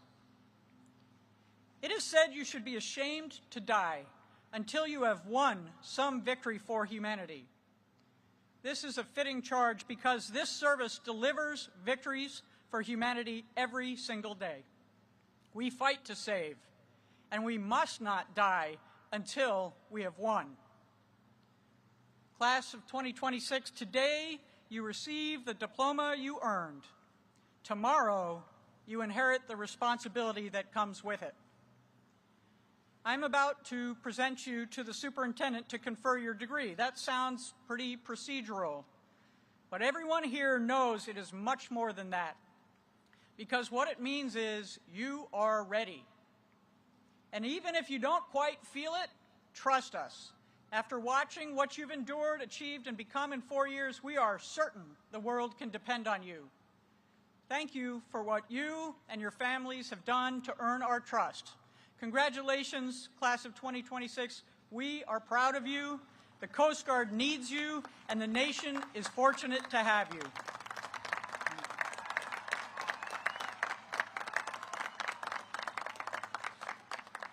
And now it's time to make this official. Will the candidates for the degree of Bachelor of Science please rise? Admiral Rothrock, as Provost and Chief Academic Officer, I have the honor of presenting to you the candidates for the degree of Bachelor of Science. They have been examined and approved by the faculty.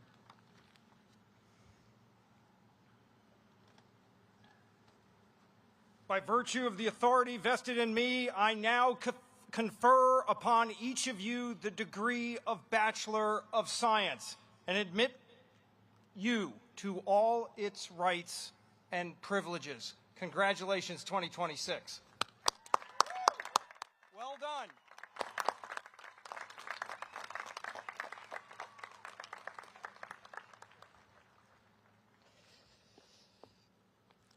Well done.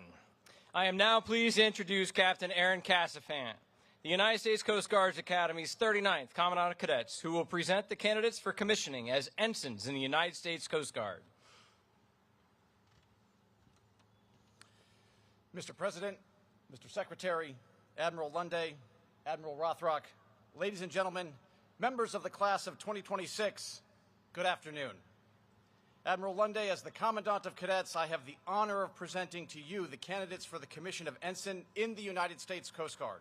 They have met all military requirements and have successfully demonstrated competency as leaders of character in the Academy's 200-week leader development program. At this time, sir, I invite you to administer the oath of office to those being commissioned to the United States Coast Guard. Platform party, please rise.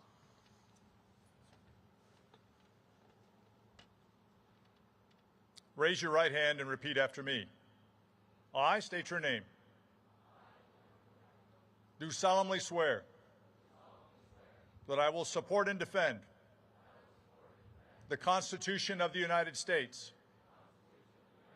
against all enemies, foreign and domestic, and that I will bear true faith and allegiance to the same, that I take this obligation freely, without any mental reservation or purpose of evasion, and that I will well and faithfully discharge the duties of the office on which I'm about to enter. So help me God. Congratulations.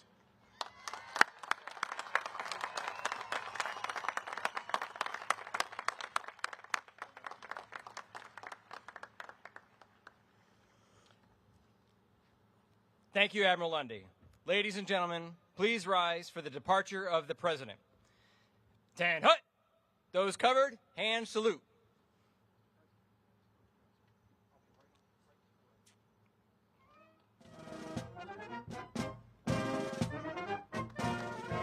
Now, President of the United States of America, departing.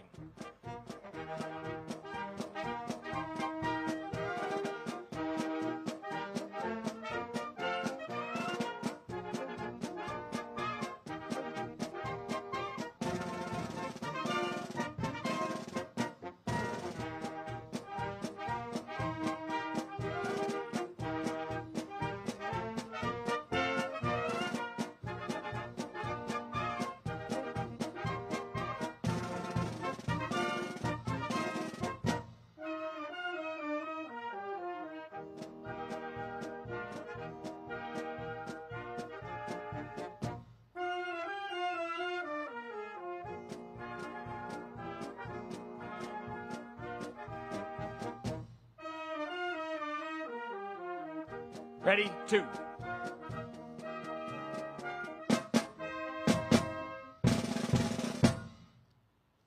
Please be seated.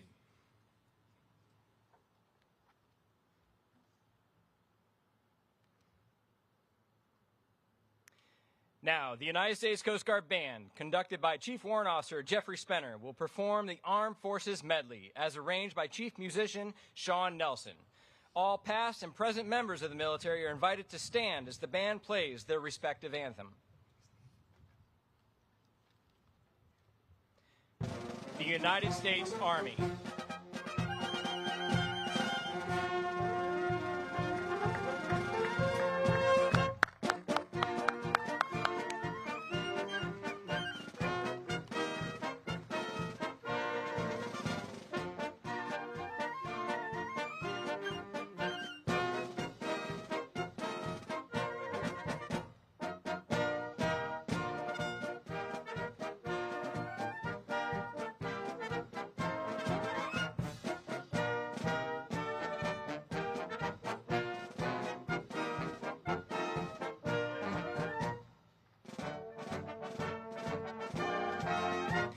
United States Marine Corps.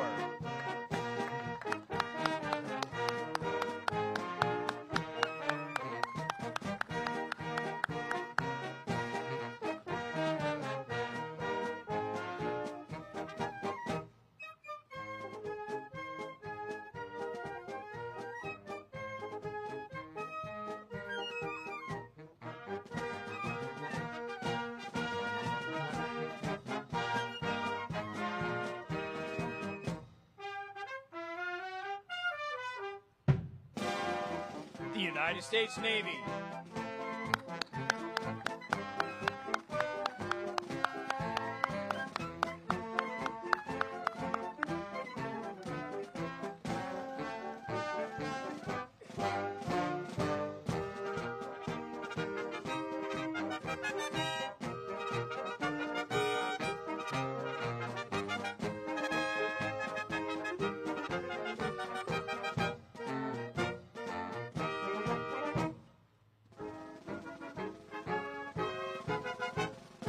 United States Air Force.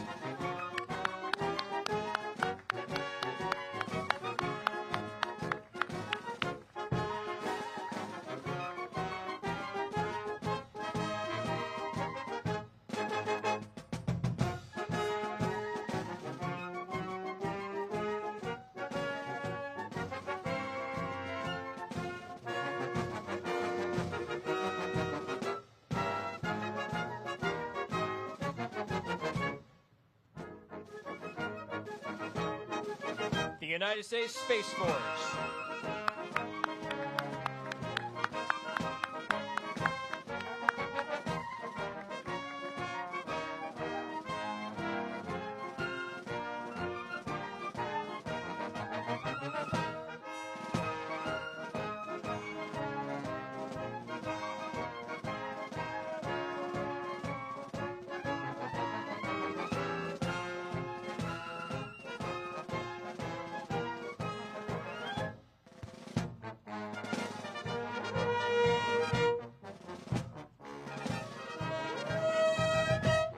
United States Coast Guard.